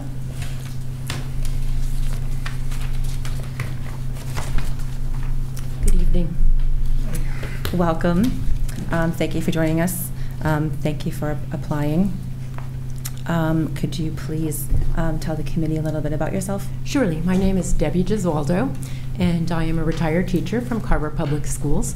I worked in the elementary school starting at about 2001 through 2019. I started out as coming from California, which I have in common with Jackie. I came here to get my teacher's license when I moved here, and I worked for a while in doing my student teacher time in Massachusetts with Cheryl Burr, moved on to substitute teach, became a long-term sub in 2 grades, and then went on to teach in 4th and 5th grades. I was a lead teacher for quite some time, curriculum leader, grade level leader. That's what I've done. Carver Public Schools is near and dear to my heart. I've given most of my adult life to the school district. I'm a teacher inside and out, and that's who I am, and that is my background. Great. Thank you very much for sharing.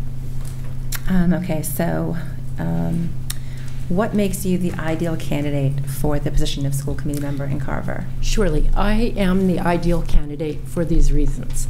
Number one, I would be replacing Mr. Greenwood, who his constituency voted for someone who was an educator. I am an educator. I may be retired, but I am an educator through and through. I'm a teacher. I will always be a teacher. You can ask my husband that. Since we've retired, I'm still trying to teach him. But I am a teacher. I value education at all levels. I am a lifelong learner. I am committed to education and to the education of Carver's children. It is an honor to work with these children. And I just really feel like the passion I have. I've served on every committee, every job the district has ever asked me to do. Every time they needed someone to public speak, every time there was issues to fulfill a problem we were having or a goal we needed to achieve, I was there. Carver is a great town. I've been here 24 years. The school district is wonderful. We have a good school district, but we want a great school district. And I have the experience at all levels to help bring that closer. Thank you very much. Andy? As a member of the Carver School Committee, how would you determine budget priorities? Okay, the first step to any budget process, and I participated somewhat in this as a lead teacher and a curriculum team leader, you have to listen to understand. You just can't throw the dice. You can't just say, well, obviously it's got to be this first, this second, this third. You have to listen to the teachers, the administrators, the paraprofessionals, the parents, the kids. They'll even tell you what they need. And then you have to balance all of these things coming at you, and they do come at you. We want this, that, and the other thing. But you have to listen to understand what is important. What is the school? What are the staff members? What do they need to succeed? What do they need to bring the best to the table for the children? And listening's key. And then you look at, it's like a sieve. You have to then start looking at what mandates there are. You have to look at what desires as a community do we have for our children? What do we want for them? The state's putting in what they want. The federal government has regulations, mandates coming this way and that way. What do they want? But everything has to be weighed out as what does the community want? What do we want for our children? And then use that as sort of a litmus test as you start fulfilling those budget requests. I'll give you the Thank third you. one, then I guess, too. What do you see as the major issues facing public education and education in the Carver Public Schools? Surely. The first thing always is going to be budget issues. Money. We all live within a budget. We have to do the best job we can. It doesn't change the goals you have because there is a set sum of money out there. I do believe budget issues are important, and so every decision a school committee member makes with the team has to be looked at. How do we get the best out of what we have? How do we find more than what we have? Are there more grants? Can we participate in the greater budget process in the state? There's many, many things we can do. I do see a major problem being an educator and a parent who raised kids is standardized testing, specifically the MCAS. I think that that is a major issue for all students in the Commonwealth. I think it's a major issue for all educators in the Commonwealth and all administrators. I think we'd be very hard-pressed to find 3 people to stand up in a room to say, yep, the MCAS is great, it's perfect. That is an issue we face, and we have to face it and make sure that we're doing right by our students. Great, thank you. Anyone else have any questions they'd like to ask? Oh, Mr. Belvin, my apologies. Okay, so again, do you believe the school committee should answer the questions during their open time for residents, parents, and children of the school? Well, I do see that there is a problem because when you sit at public meetings such as the Board of Selectmen meeting or something like that, things come up and you really, oh, that's really what I was trying to address, but the discussion's happening. So I do understand that frustration. But in parliamentary procedure, there is a reason that you set aside public comment and keep it to that specific time frame. And the reason is equal access. So if you are come for public comment and you say your piece, which I've done before you many times, you say your piece and you think, okay, that's it, that's the end of the discussion, and you go home. That happens sometimes. And then in the middle of the meeting, questions are opened up again. Well, that person might not have left, or they might not still be listening, or someone else is at home and says, darn, I didn't know they were going to bring this up and go in that direction. I would have gone to the meeting and spoken. So it's a matter of equal access. It's sort of like it would be inappropriate for a member of any committee to take text messages and sort of take feedback and input during a meeting. It is a way to have equal access. But I want you to understand, Mr. Belbin, I understand the frustration to that. It is very difficult when things come up, and there has to be equal access. It's a principle, and I understand why it's the way it is. Okay, thank you. You're welcome. No, go ahead, sorry. No, it's okay. Do you have another question?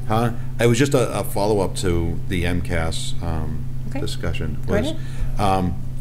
Are you for or against MCAS? Because it was kind of confusing to that extent. Well, it's not whether I'm for or against MCAS. What I am saying is standardized testing, such as the MCAS. So we're in Massachusetts, we deal with the MCAS. It takes up an awful lot of learning time.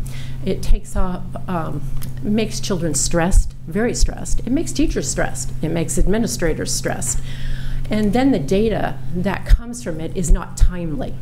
So coming from the perspective of a retired teacher, a classroom teacher, there are many, many other tools that teachers have available to them to assess the children, get immediate results, and then adjust the curriculum or make accommodations or whatever you have to do to ensure that the students understand.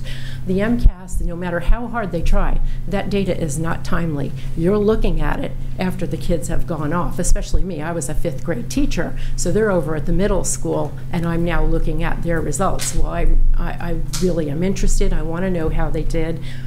but I'm now concerned with a group of students that I owe my all to at that time. So there are many tools, and the district has been very, very good with providing those tools so teachers can get more workable things. There should be no test that takes up weeks, okay, of a teacher-student time, none. And so in that respect, I guess you could say I am against how that is. Okay. It's too costly. Thank you, I appreciate it very much.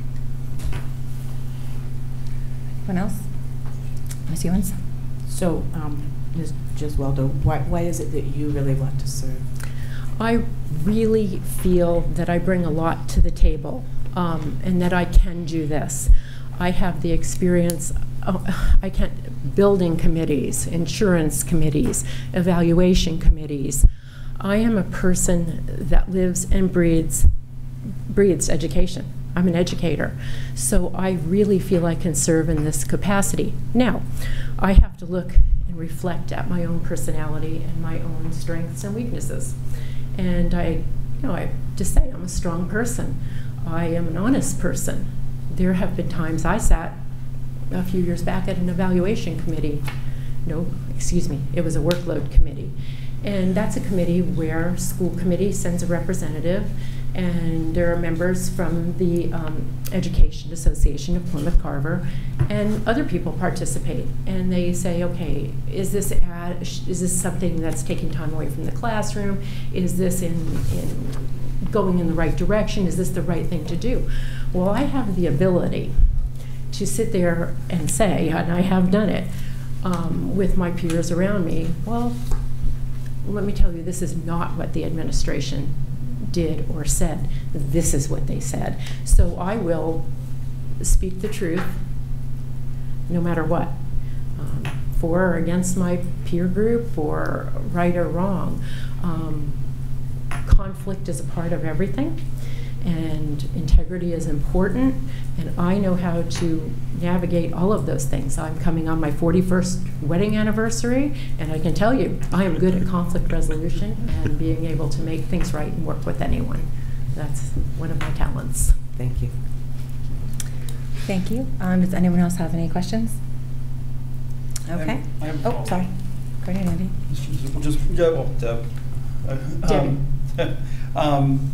You and I have had many conversations before in the past, and you've come and spoken in front of the committee on many issues, and I'd be remiss if I didn't bring this concern up that I have.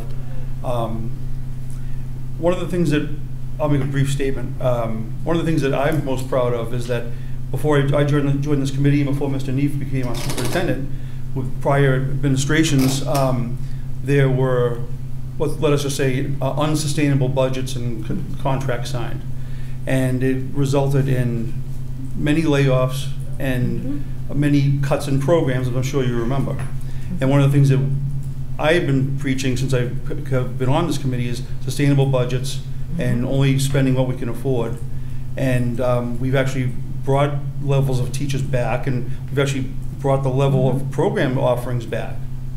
So, so just that being said, no, like I said, I really appreciate, we don't agree on everything, but I appreciate your passion, I always have. And you're a very good advocate, even one time before you retired, advocating for the union membership and talking to us about it and supporting contracts for them and everything. But several times when you came and saw us and made statements to us, one of the things that the main theme was that you were asking us to vote a budget above the money we had been allocated and agreed to by the town, above the town number as it were. And to do that, just in my own opinion, my own view on that, I always thought that was a non-starter, not because I didn't want to give people raises or anything like that, was because I believe in staying within our budget, and we were also coming from a time when it was the school versus the town, and we've taken many steps to bring the two sides back together to have a good relationship. So my question for you is now, if you were to get this position, and you have, I'm sure you still have many friends in the teachers union, the EAPC, and even your own personal feelings, and if there was a contract that we could not afford, would you agree to a budget or contracts that had to stay within our budgetary number, or would you go beyond that and advocate for a budget we could not afford, and thus try to have to find the money and maybe having a huge battle on town meeting floor? Well, I am so happy you asked that question. And let me explain why. Back, if you all recall, when we had the problem with the NSTAR money situation, we were approached, and I was not, I don't believe I was serving on the EAPC at that time. So I was approached by it was Liz Sorrell at the time, about this situation, and I myself was on the cut list. I was on the cut list pretty much for the first 7 years I worked in Carver. And she explained the situation. I asked her many, many, many questions, and I went to an EAPC meeting at the high school. We sat in the cafeteria, and everyone was there, every educator in Carver. And I stood up and made a motion that we give back salary so that we could make that budget work and we would lose fewer educators. I did that. Now, if you think that was easy to stand up in a room full, 100 and some union members, you're one, and ask them to do that, I did it. And I will tell you the follow-up to that. I was able to command enough attention and respect, because I have such a good reputation, where the teachers voted to give that salary back. We did it. That's what I did. It is the school department first, and I mean the children, the schools, the strength, and the level of curriculum and the standards we set that are important to me. And yes, I will do what's right every time, every day, no matter what. And that's me. I am prepared for this job. I have the experiences for this job. I am prepared to hit the ground running. I have gone through open meeting law training. I have been trained in parliamentary procedure. I sit on a degree in political science. I have a master's degree in education. I've served on the workload committee, the building committee, the evaluation committee, the literacy committee, the math committee, new curriculum committee. I can't even remember them. I am ready. I am the person for this job. I know I am. I know I can do it. I can lift the bar for the students. I can set an example. We will set policy together that uplifts this district, increases our performance, and builds up the education of our students. This is my town, this is my home, and this is my passion. You either want that experience or you find another way. I don't know, I'm not a mind reader, but in my perspective here, I'm the person. I'm ready to go. I am replacing an educator. If you do decide to put me in this position, I am replacing an educator that respects the voters that voted for Mr. Greenwood as well. That's my opinion. We are never all going to agree, but by golly, I know how to work with people. That's how come I was a lead teacher and a curriculum team leader. And I will be honest, I'm always honest, my one thing that bothered me was, gee, I'm so used to Mr. Neef as a superintendent. How would that be? He was my superintendent. And I did struggle with that. Geez, you know, how does that work anymore, you know? But I've thought that through, and I know I respect every administrator. I respect everybody that works in the school department. We have one heck of a teaching staff, and that's not just because I used to be one of them. It is true. And that's what I have for you. Great, thank you. Thank you. Does anyone else have any questions? No? Okay. Okay, so next we have Sandra Duffy.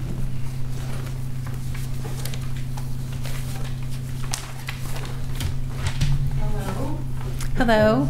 hard Welcome. to follow up after you. So much experience. I don't have that much experience. So. No pressure at all. Everyone has something to offer, so we appreciate you Okay. applying and your coming Sure. in. So if you could please share a little bit about yourself with the committee, that would be great. Sure. So my name is Sandra Duffy. I live in Carver for the past 3 years. I'm a mother of 3 children. 2 of them are at the elementary school currently. One of them is 2-year-old. As you may notice, I have an accent, so I'm going to clear that out right away. I've been living in the U.S. for the past 14 years, most of my adult life, essentially. I'm from France originally, and I've been a citizen for the past, I think, since 2015. I'm continuing my education. My background was in law. I went to law school in Paris. That's where I was born. I am a photographer, and I work part-time, so I stay home with the kids, and I can just make my own schedule this way. And what else could be important? I don't know, because I'm so nervous. Okay. Oh, no need. So No I don't know need, if no I need, said it. no I need to be nervous. Okay, well, I am. I thought I wouldn't be, but I am. So here we go.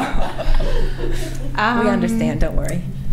What else? I think, yeah, if you have more questions, I guess you can ask me. Okay, great. Thank you.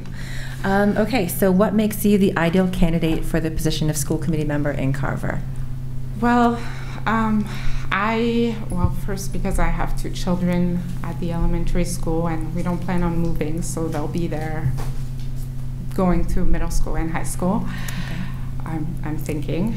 I care so much about the education of my children. I'm very involved, and children in general. I forgot to mention, I worked in the legal field. I know I'm going back to my background.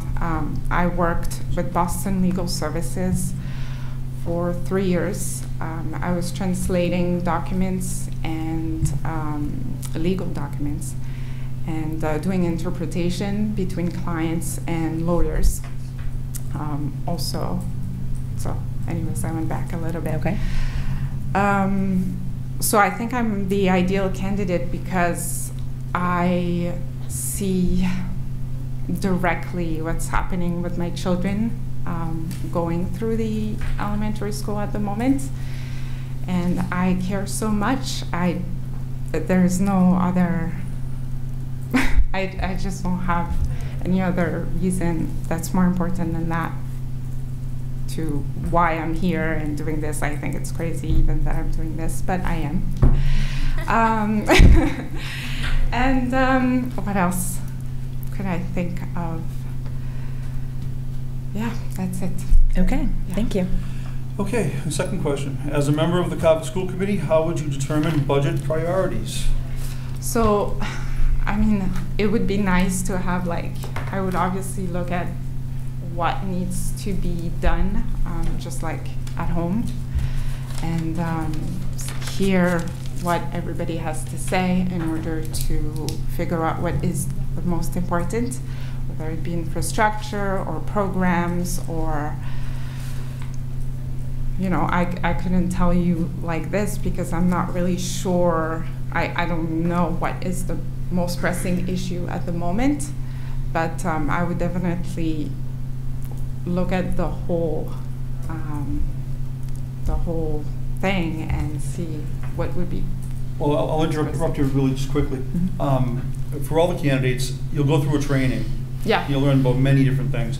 But the budget process is something you'll pick up as we go. I mean, you get a lot of information from Superintendent Neef and the administration, and this is something you'll just get used to seeing, and it basically just comes down to core priorities in your thinking of what you want to support or don't support, or what you want to question or not. But I just wanted to interject that a little bit, so don't just be so nervous about that. Okay. Anybody. Sure. So do I need to add something to this? Well, it's up to you if you want. It's up to you if you want to add something. If not, we can go to the third question if not. Well, I'm not really sure exactly what is the most important issue right now.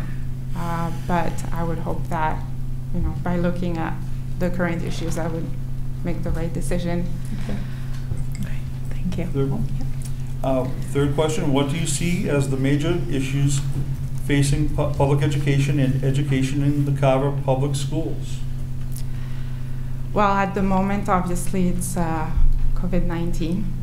I think that if it wasn't there, it would probably be something else. But for me, what I see from my children, whether it be mask wearing, I know nobody wants to hear this anymore, but I think it's so important to keep that in mind, because I know that a lot of them are tired. Like, I've never, when I mean them, I'm talking about the children, of wearing masks. And I've never put a stigma on them to be wearing masks. I never said, oh, you have to wear this. No, I just hear their feedback.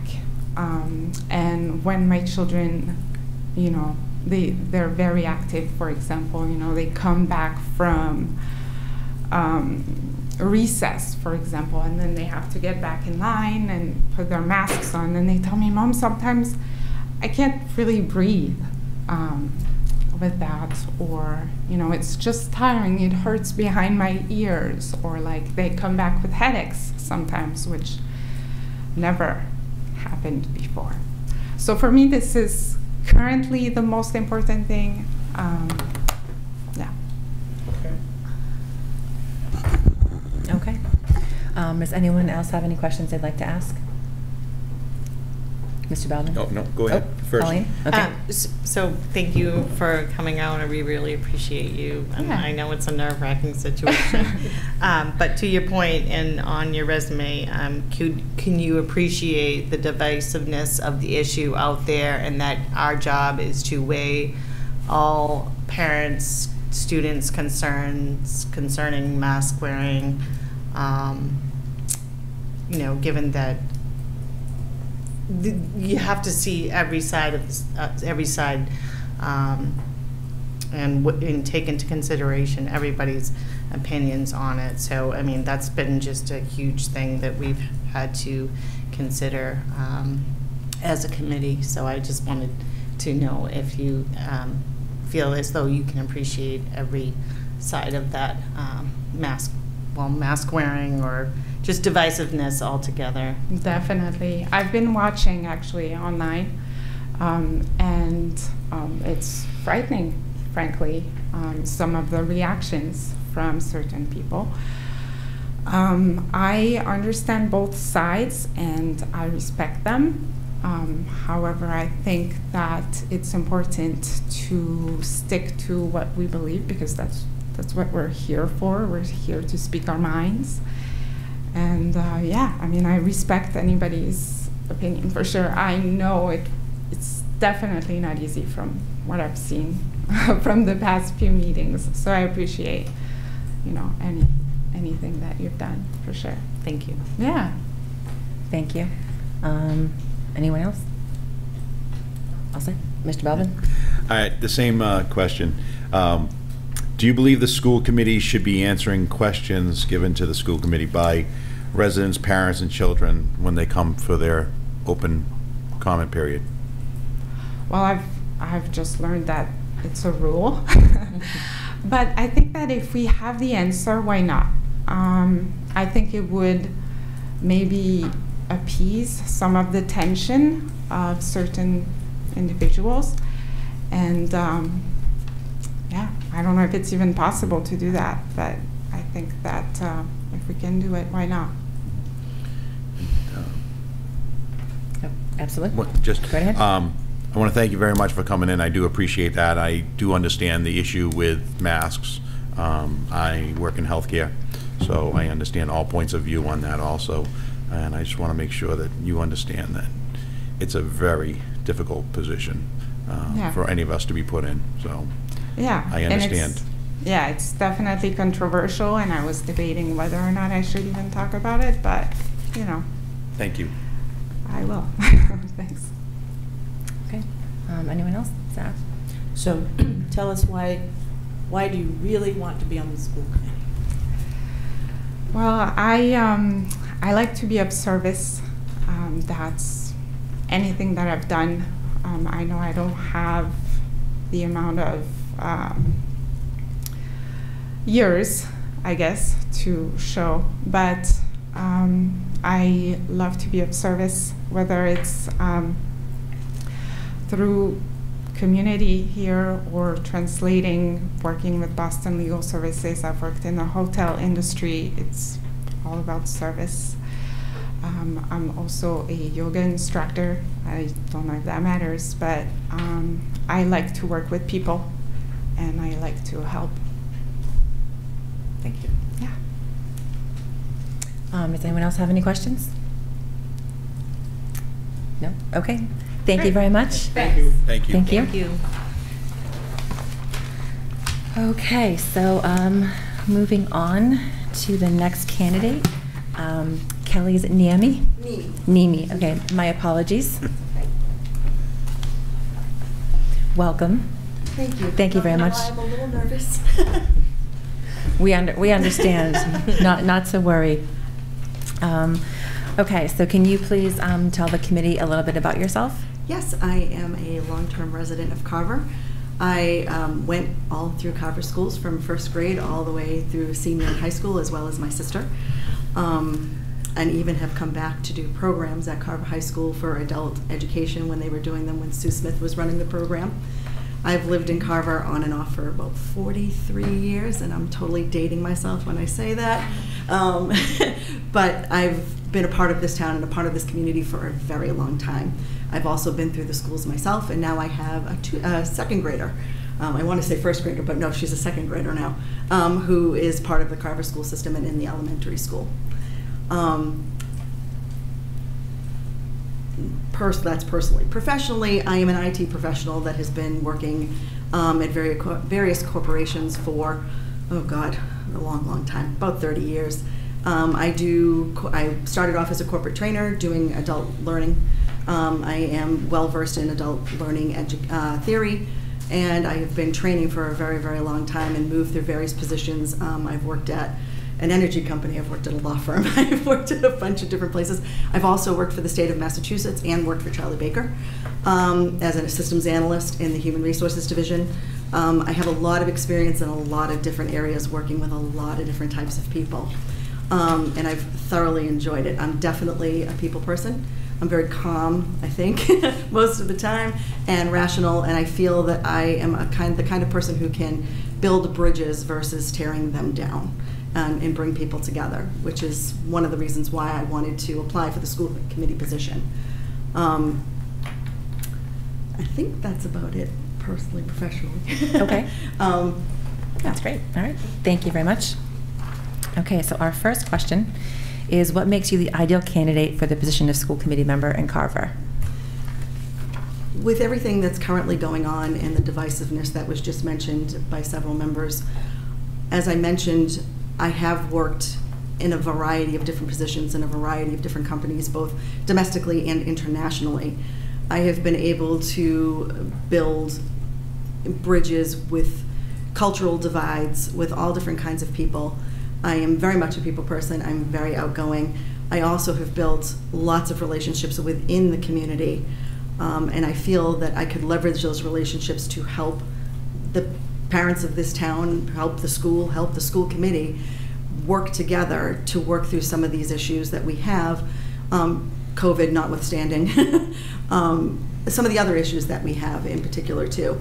I feel that I would be a good liaison between all of those different things, and open-minded and fair as well. I do see all different sides of the issue, including the mask issue, and I do try to maintain a sense of rationality through those kind of difficult topics. And I also feel that I'm pretty resourceful in ways that some people don't even think about. and getting a problem solved in a different way that maybe not everybody can think about. I think I bring something new to the table. Okay, great. Thank you. Andy? Get my eyes on. Okay, as a member of the Carver School Committee, how would you determine budget priorities? Well, that question kind of threw me when I first heard it, I'm not going to lie. I don't really know anything about the Carver budget. I'm very willing to learn. But I would like to reiterate Deb's sentiments about listening to the administration, listening to the teachers, the students, the staff, and just figuring out what it is that they feel that they need in order to do their job and educate the children of Carver. I think that is the first step. If I was looking in terms of programs, one of the things that I would like to see going forward is a program on bullying. Maybe a little bit better than what we have currently. As I said, I have gone through the Carver school system, and I do realize some of the issues that these kids face, especially in the middle school.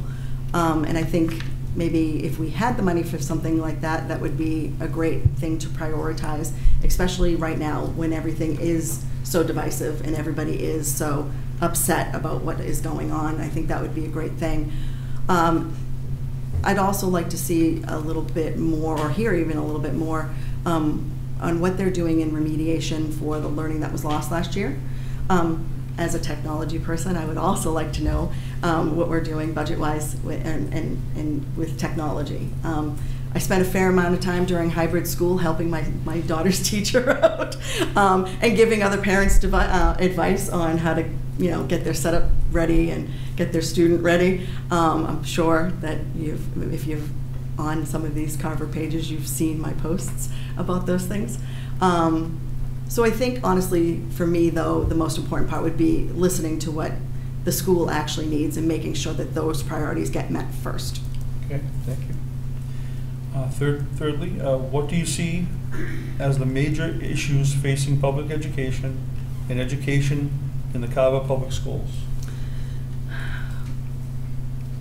Well, first off, I think funding, which is probably a given. Everybody's going to say funding. There's never enough money to do all of the things that we want to do for our children. I think that would be the first thing. I do see other things in terms of safety. This country has a lot of issues with safety in school lately, more so in the older, but we do have that as well. I think that's definitely an issue. I think also maybe, I don't feel this way about Carver now, but class size, I don't know if anybody remembers, but back in the day, we had double sessions in Carver because there wasn't enough space for all the students. I was one of those people. I was part of that first double session.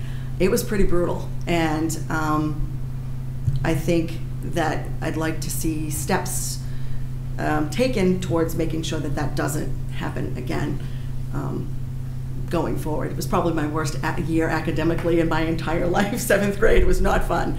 And also we lost a student that year too during the double sessions. We lost someone because, parents are working. Children were largely unsupervised for that afternoon session. And a friend of ours fell through the ice and drowned. So I think, making sure that we keep class sizes down.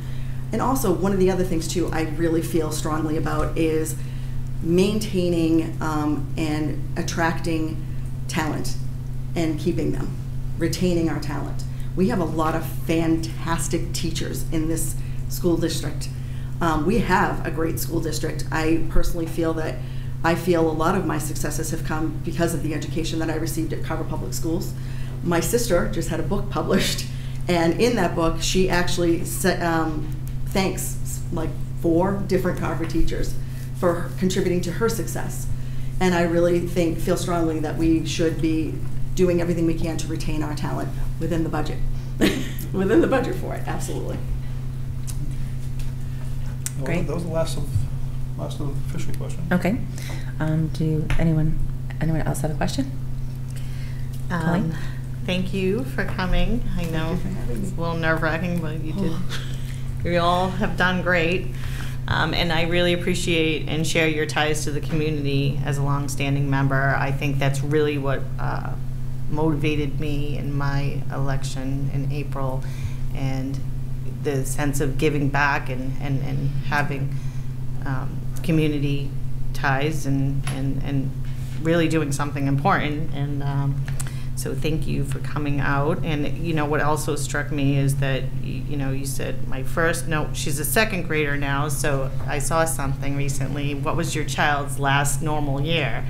And for my third grader, it was actually kindergarten. So my question to you is, what do you think our priorities in education and assisting students should be going forward? I know you had touched on making up for the learning that could have been lost in the last year. So, what do you think we can do going forward and making sure the kids are back on track? Well, I think Carver right now is currently already doing a lot of those things. My daughter was recently invited to be part of the Title I math program that they received money from the state for, because all she did was told her teacher, I want to learn more math facts. And they put her in the program. And I think we are taking steps towards that. What I'd like to see a little bit more of is, because they're wearing masks and they are not seeing, and they're being separated in classrooms and things like that, and I totally understand why we're doing that, maybe a little bit more team building kind of exercises, more learning exercises, of course, but more of activities where they're working together, they're learning how to work together, they're learning how to, be kind to one another. I mean, I know that we talk about kindness a lot in our school system, and I do feel that for the most part, yeah, they're doing a good job. But there are some areas there I think that would be very helpful. And honestly, what I would like to see more of, and I think this is something that I can help with, is more parent involvement. I find that, as I was told by a friend the other evening, not every parent is like you. I work with my child every night. I mean, we try the best we can. I know that, and I know not every parent is able to do that. But I feel that if we had more activities where it was like family building, team building kind of things, and we had them before. I know COVID has kind of put a kibosh on a lot of that. I really feel that that would be helpful with parental engagement.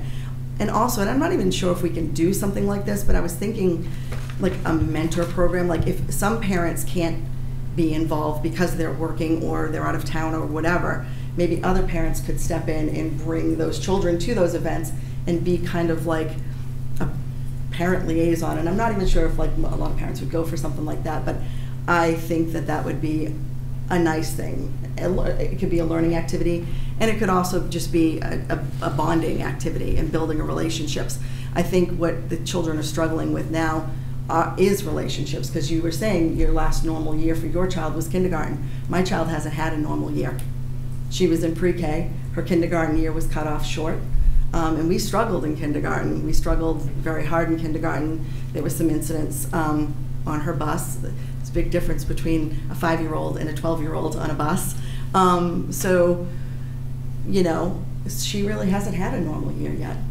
And I think she struggles with social anxiety sometimes in that respect, and I think something like that would be helpful. More parent involvement. I know that they're doing the fun run. Parents are allowed to go for a certain amount of time. But maybe getting the parents involved in that would be more beneficial. If that makes sense. Thank you. Absolutely. Thank you. Jen? Nope.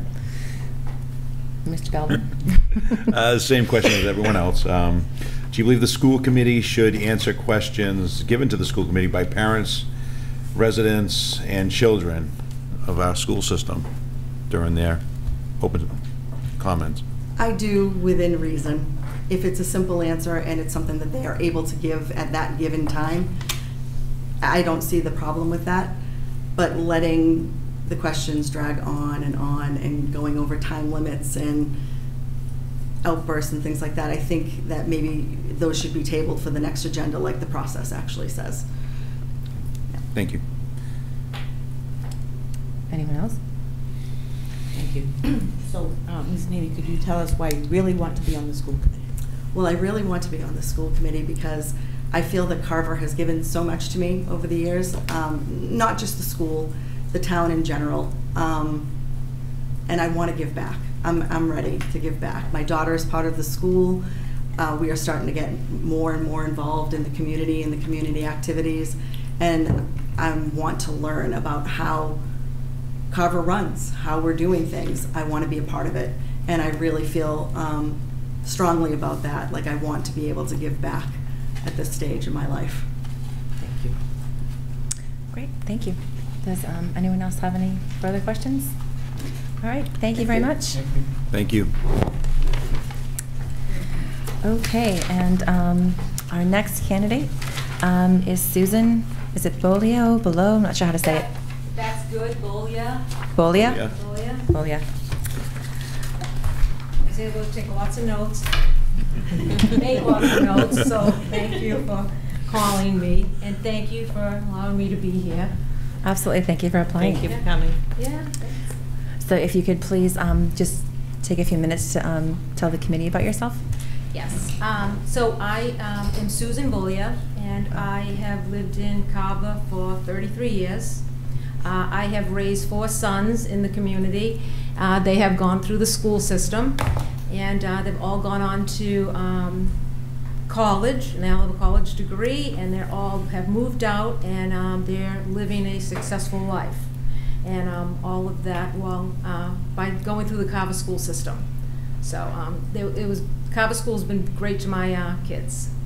Yeah. So and I'm still here and enjoying the empty nest. Okay, great. Thank you very much. And for our first question, what makes you the ideal candidate for the position of school committee member in Carver? My current job is I am a community account representative.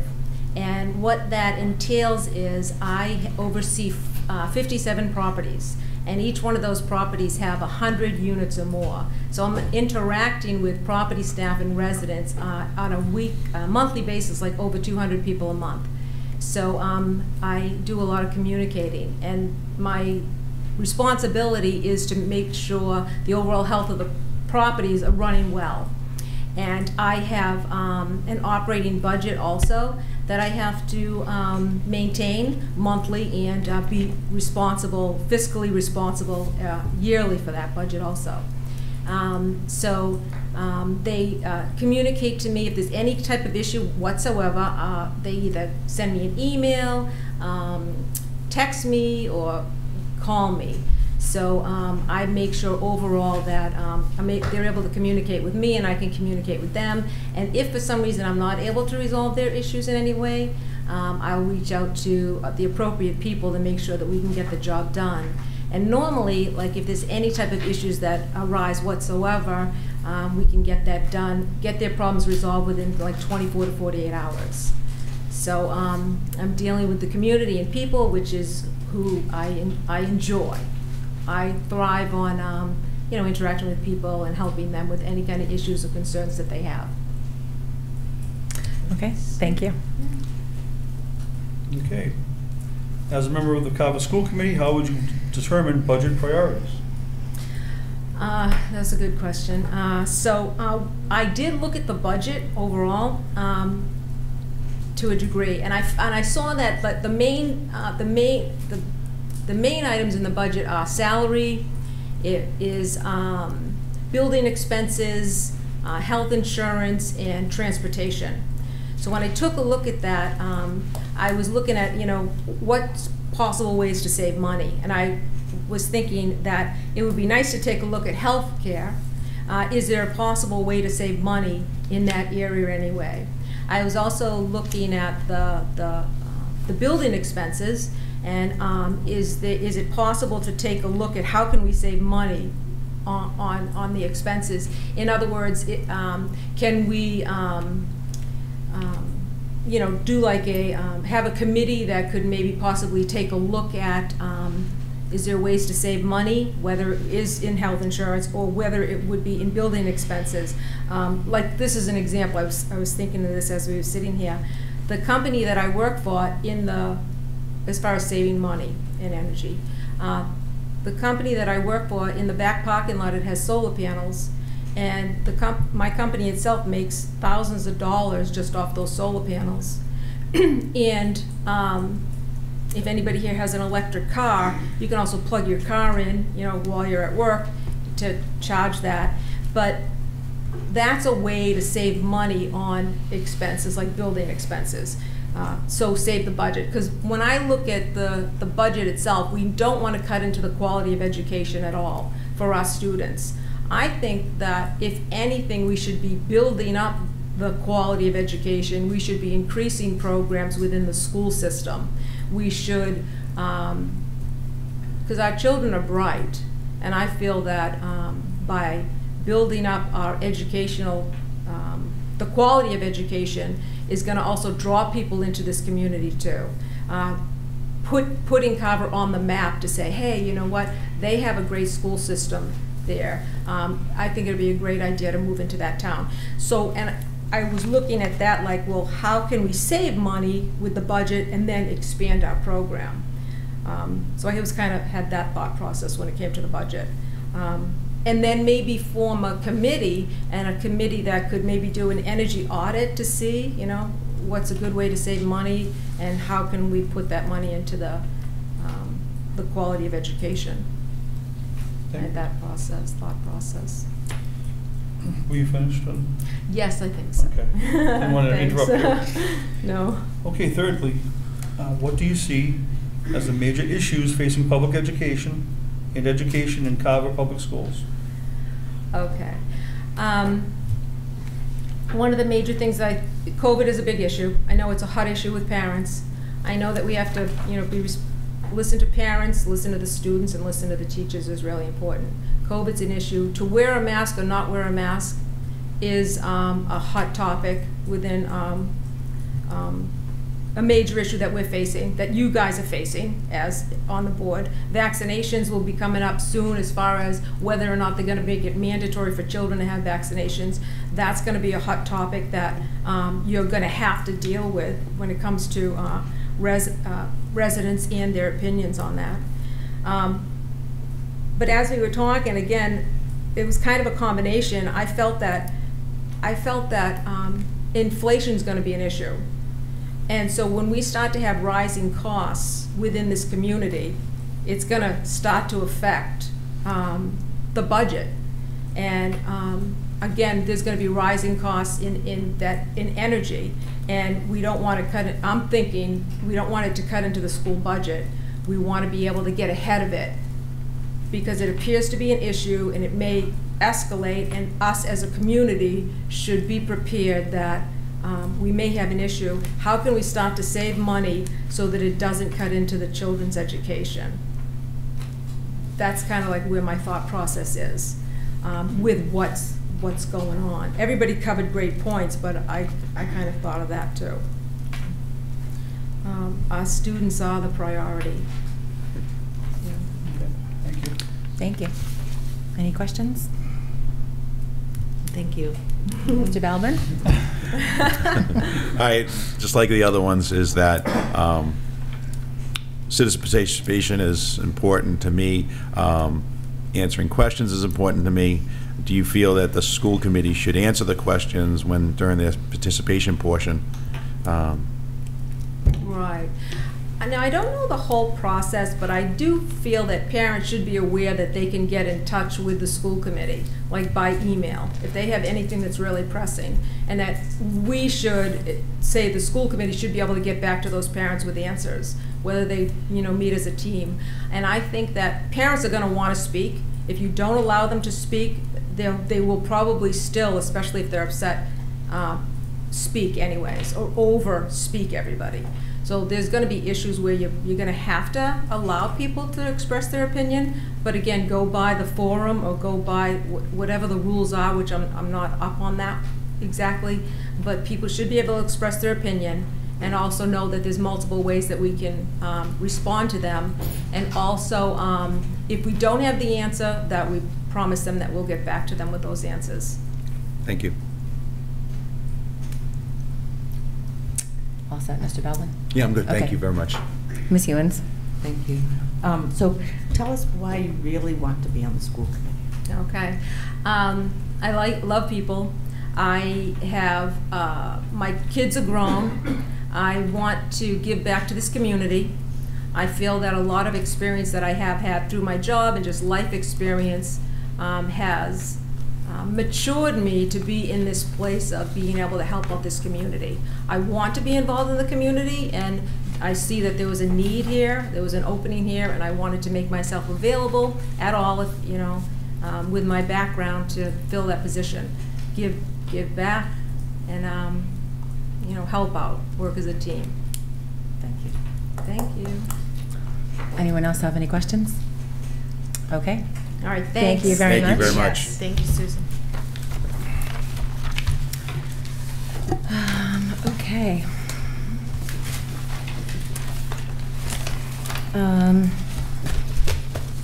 Just want to say thank you to everyone that joined us this evening and expressed your many wonderful reasons for why you'd like to become a part of the Carver School Committee through April of 2022. So that brings us to voting.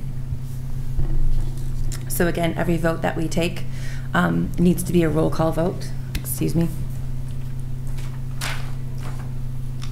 I'm a little hoarse from a little bit too much excitement at the Patriots game on Sunday night, so pardon my my scratchy voice. So just as a reminder, we will go through each candidate in, again, the order of application.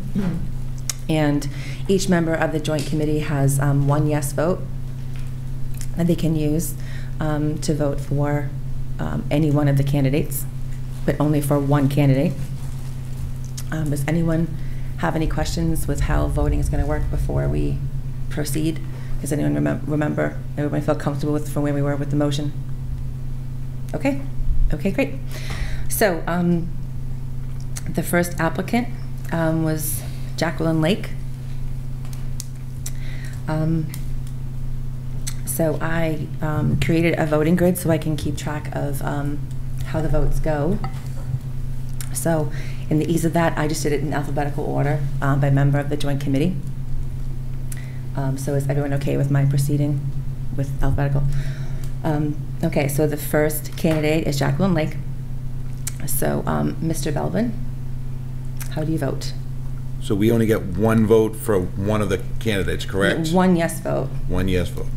Yes. No. Okay. Jen Bogart? No, Sorry, I Jen wish, Bogart? I wish it wasn't no. I know. I know. I'm sorry.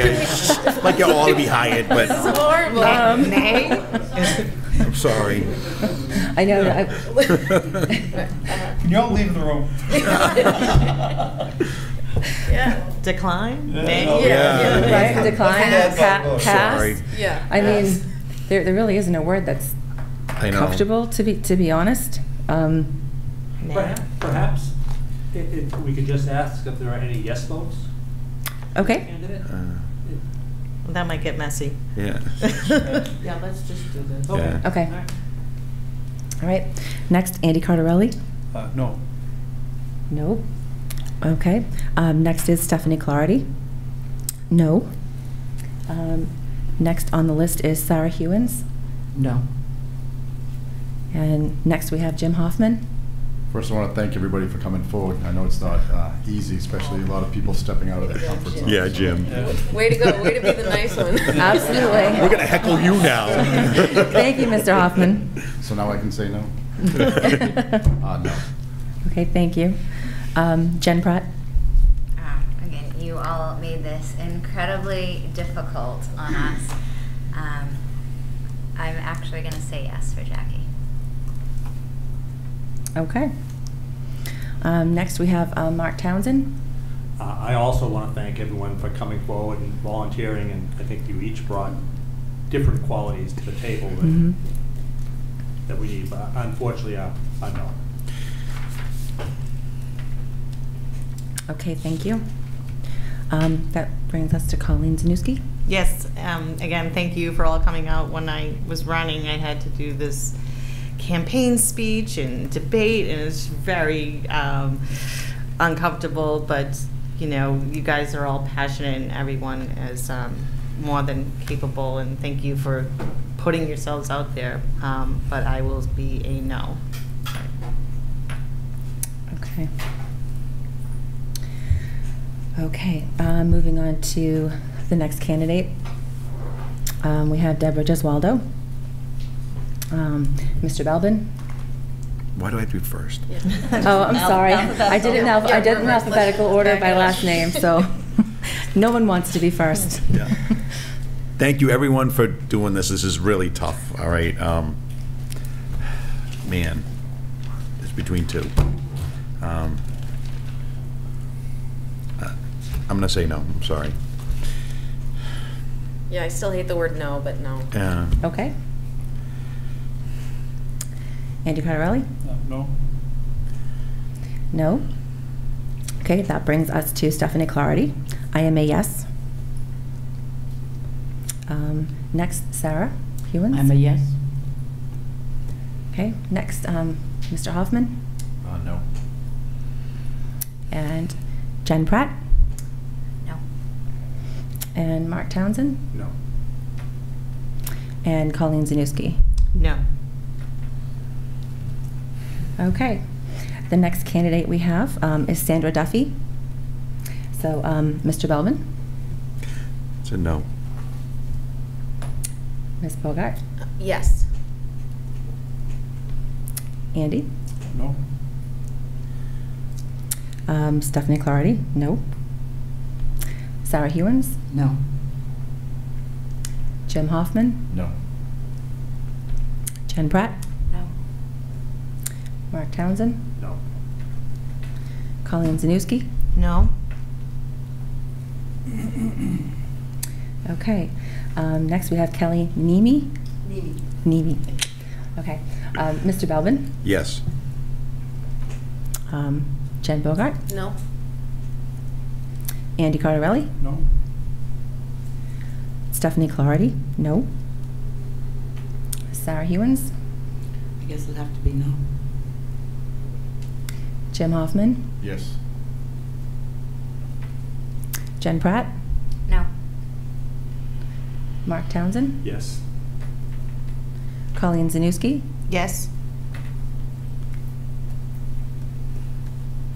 Sorry, I'm just tallying as I'm going, and that leaves us with Susan Bolio. I apologize. I'm sure I said that wrong. Mr. Belvin. No. Ms. Bogart. No. Mr. Cardarelli. Yes.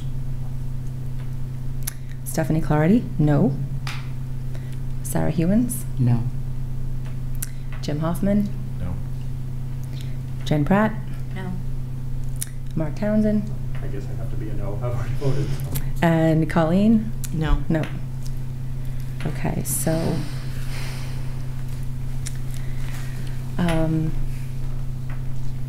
Extra innings. right, yeah, just like so I have the the Red Sox. tallies I'm gonna say here. the Red Sox game is tonight, right?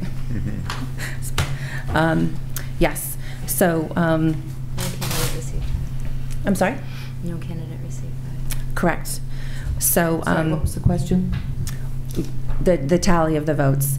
There was one for Jacqueline Lake, 2 for Deborah Gezwaldo, 1 for Sandra Duffy, 4 for Kelly Nimi, and 1 for Susan Bolio. So what we had talked about in the process was that if no one received 5 or more yes votes, actually that was, we'll conduct additional rounds of voting until a candidate receives 5 or more yes votes. So we would take the top 2 vote receiving candidates and have a runoff between those 2 candidates. We actually didn't say top 2 when we set procedure. I thought it just said we would continue rounds of voting. I thought that was removed. I know that it was included in the email that was sent. I don't believe, was it in this? I have Yes, it right but it here. wasn't brought up tonight. To clarify, one candidate received a yes vote from any It says member. if no candidate gets 5 votes, there will be a runoff between the top 2 candidates. It was in the email, but it wasn't discussed tonight when we made the motions to vote. Okay, so that was definitely an oversight, because how do we run off? I just Yeah. foresee could see this happening, so I'm not quite sure where we go from here. Well, ordinarily, that's what the word runoff means. It means between two candidates. I would think Yeah. we'd go with the top two. Top two. Okay, that's what a runoff is, by definition. I just wanted to make sure I was comfortable because it wasn't voted on when we Right. did the motions. My apologies for the oversight of that not being specific in what we read. It was in the email that was communicated. Right. So I'll make sure that that is added to this process in case we do come to a point where we would like to have the committee look at moving this forward, potentially going to a bylaw, like we had discussed at the beginning of the meeting. So if everyone is comfortable with that. So the top two candidates are Deborah Gezwaldo with 2 and Kelly Nimi with 4.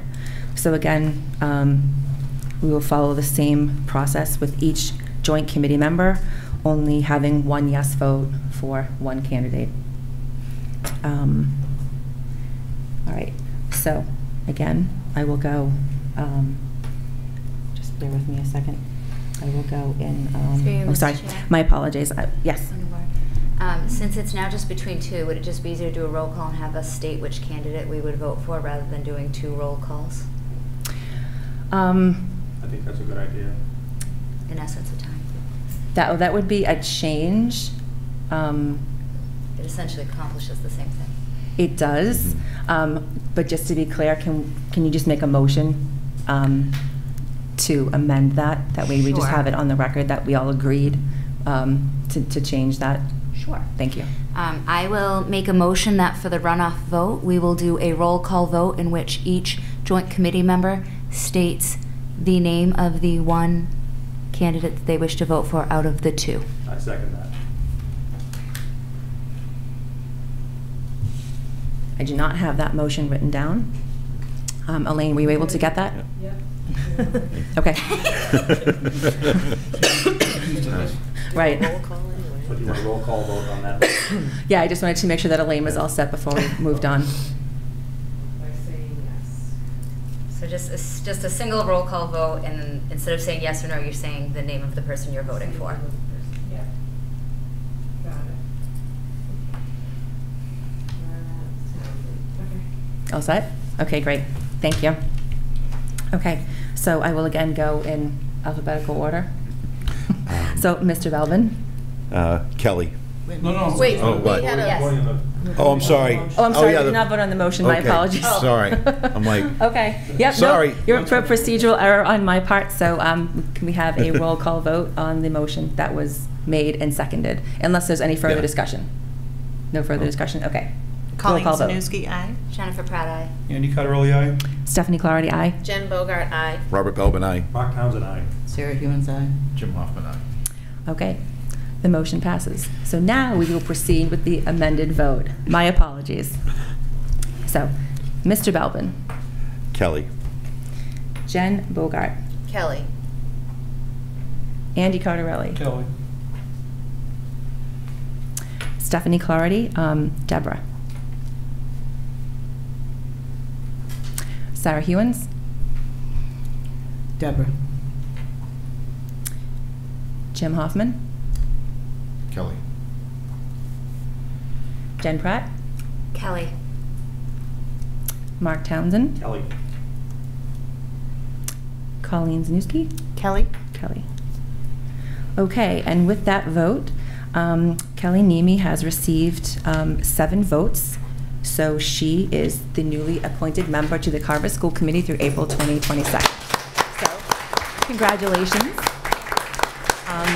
Again, I just want to say a quick thank you to everyone who put in their applications and who joined us here tonight to express their interest. We greatly appreciate your commitment to education in the Carver Public Schools. And there will be 2 seats open in April, so anyone that feels that passionate about it and would like to consider a run, we wish you the best of luck. So Thank you all. thank you very much. We really Madam appreciate Chair. it. Oh, sorry. Just, Yes. everyone, thank you very much. I want to thank you. This was a tough decision for all of us to make, but we have plenty of other job openings for boards, committees, and commissions within the town. Very that you true. can please, we're always looking for more help. Okay, so thank you very much. Aren't you overdue to post that on the Facebook pages? I can. I will also, just if I may, Yeah, quickly absolutely. add, some of you have been very vocal in communicating with us, and some of you, I didn't know your names until I read your appointment letters. I encourage all of you to please continue to communicate with us. Please continue to share your thoughts and opinions with us. It means so much to hear from the community, and sometimes I see so much Facebook chatter, but I have 0 emails in my inbox, and it's so disheartening that people don't reach out directly. So please encourage others to do so, and thank you for caring about our schools. Yes, I mean, thank you. It takes a lot. It takes a lot, and it's been tough, but it was really encouraging to get 6 applicants. So we really appreciate everyone stepping up and being part of our community. So thank you all. I definitely echo that. Thank you, everybody. It was very encouraging to see 6 people jump in there, you know. Yes. But thank you. Absolutely, we greatly appreciate it. So that will conclude the business of the joint committee. So I would entertain a motion to end the Carver School Committee portion of this meeting. I will make a motion to adjourn the Carver School Committee meeting. Second. Okay, we have a motion and a second. Roll call vote. Colleen Zanuski, aye. Jennifer Pratt, aye. Andy Cotterelli, aye. Stephanie Clarity, aye. Jen Bogart, aye. Well, they're closing. Whatever. Thank you. He's like, I'm out of here. Thank you for your enthusiasm. I've been saying no so much. I wanted to say aye. Really quickly, I just want to say thank you to the select board members for your assistance in this process. I appreciate it, and like I said, I realized that this was kind of something that, you know, we kind of took the lead in working on, but thank you very much for working through the motions with us. And I would love to, at some point, I don't know, see what we can do about putting something together to get it on the bylaws. That way, if this happens again, there's more of a black and white procedure for people to follow. So thank you very much for having us. Yeah, I just had one thing. Don't forget, go down to the clerk's office and get sworn in, okay, and sign up.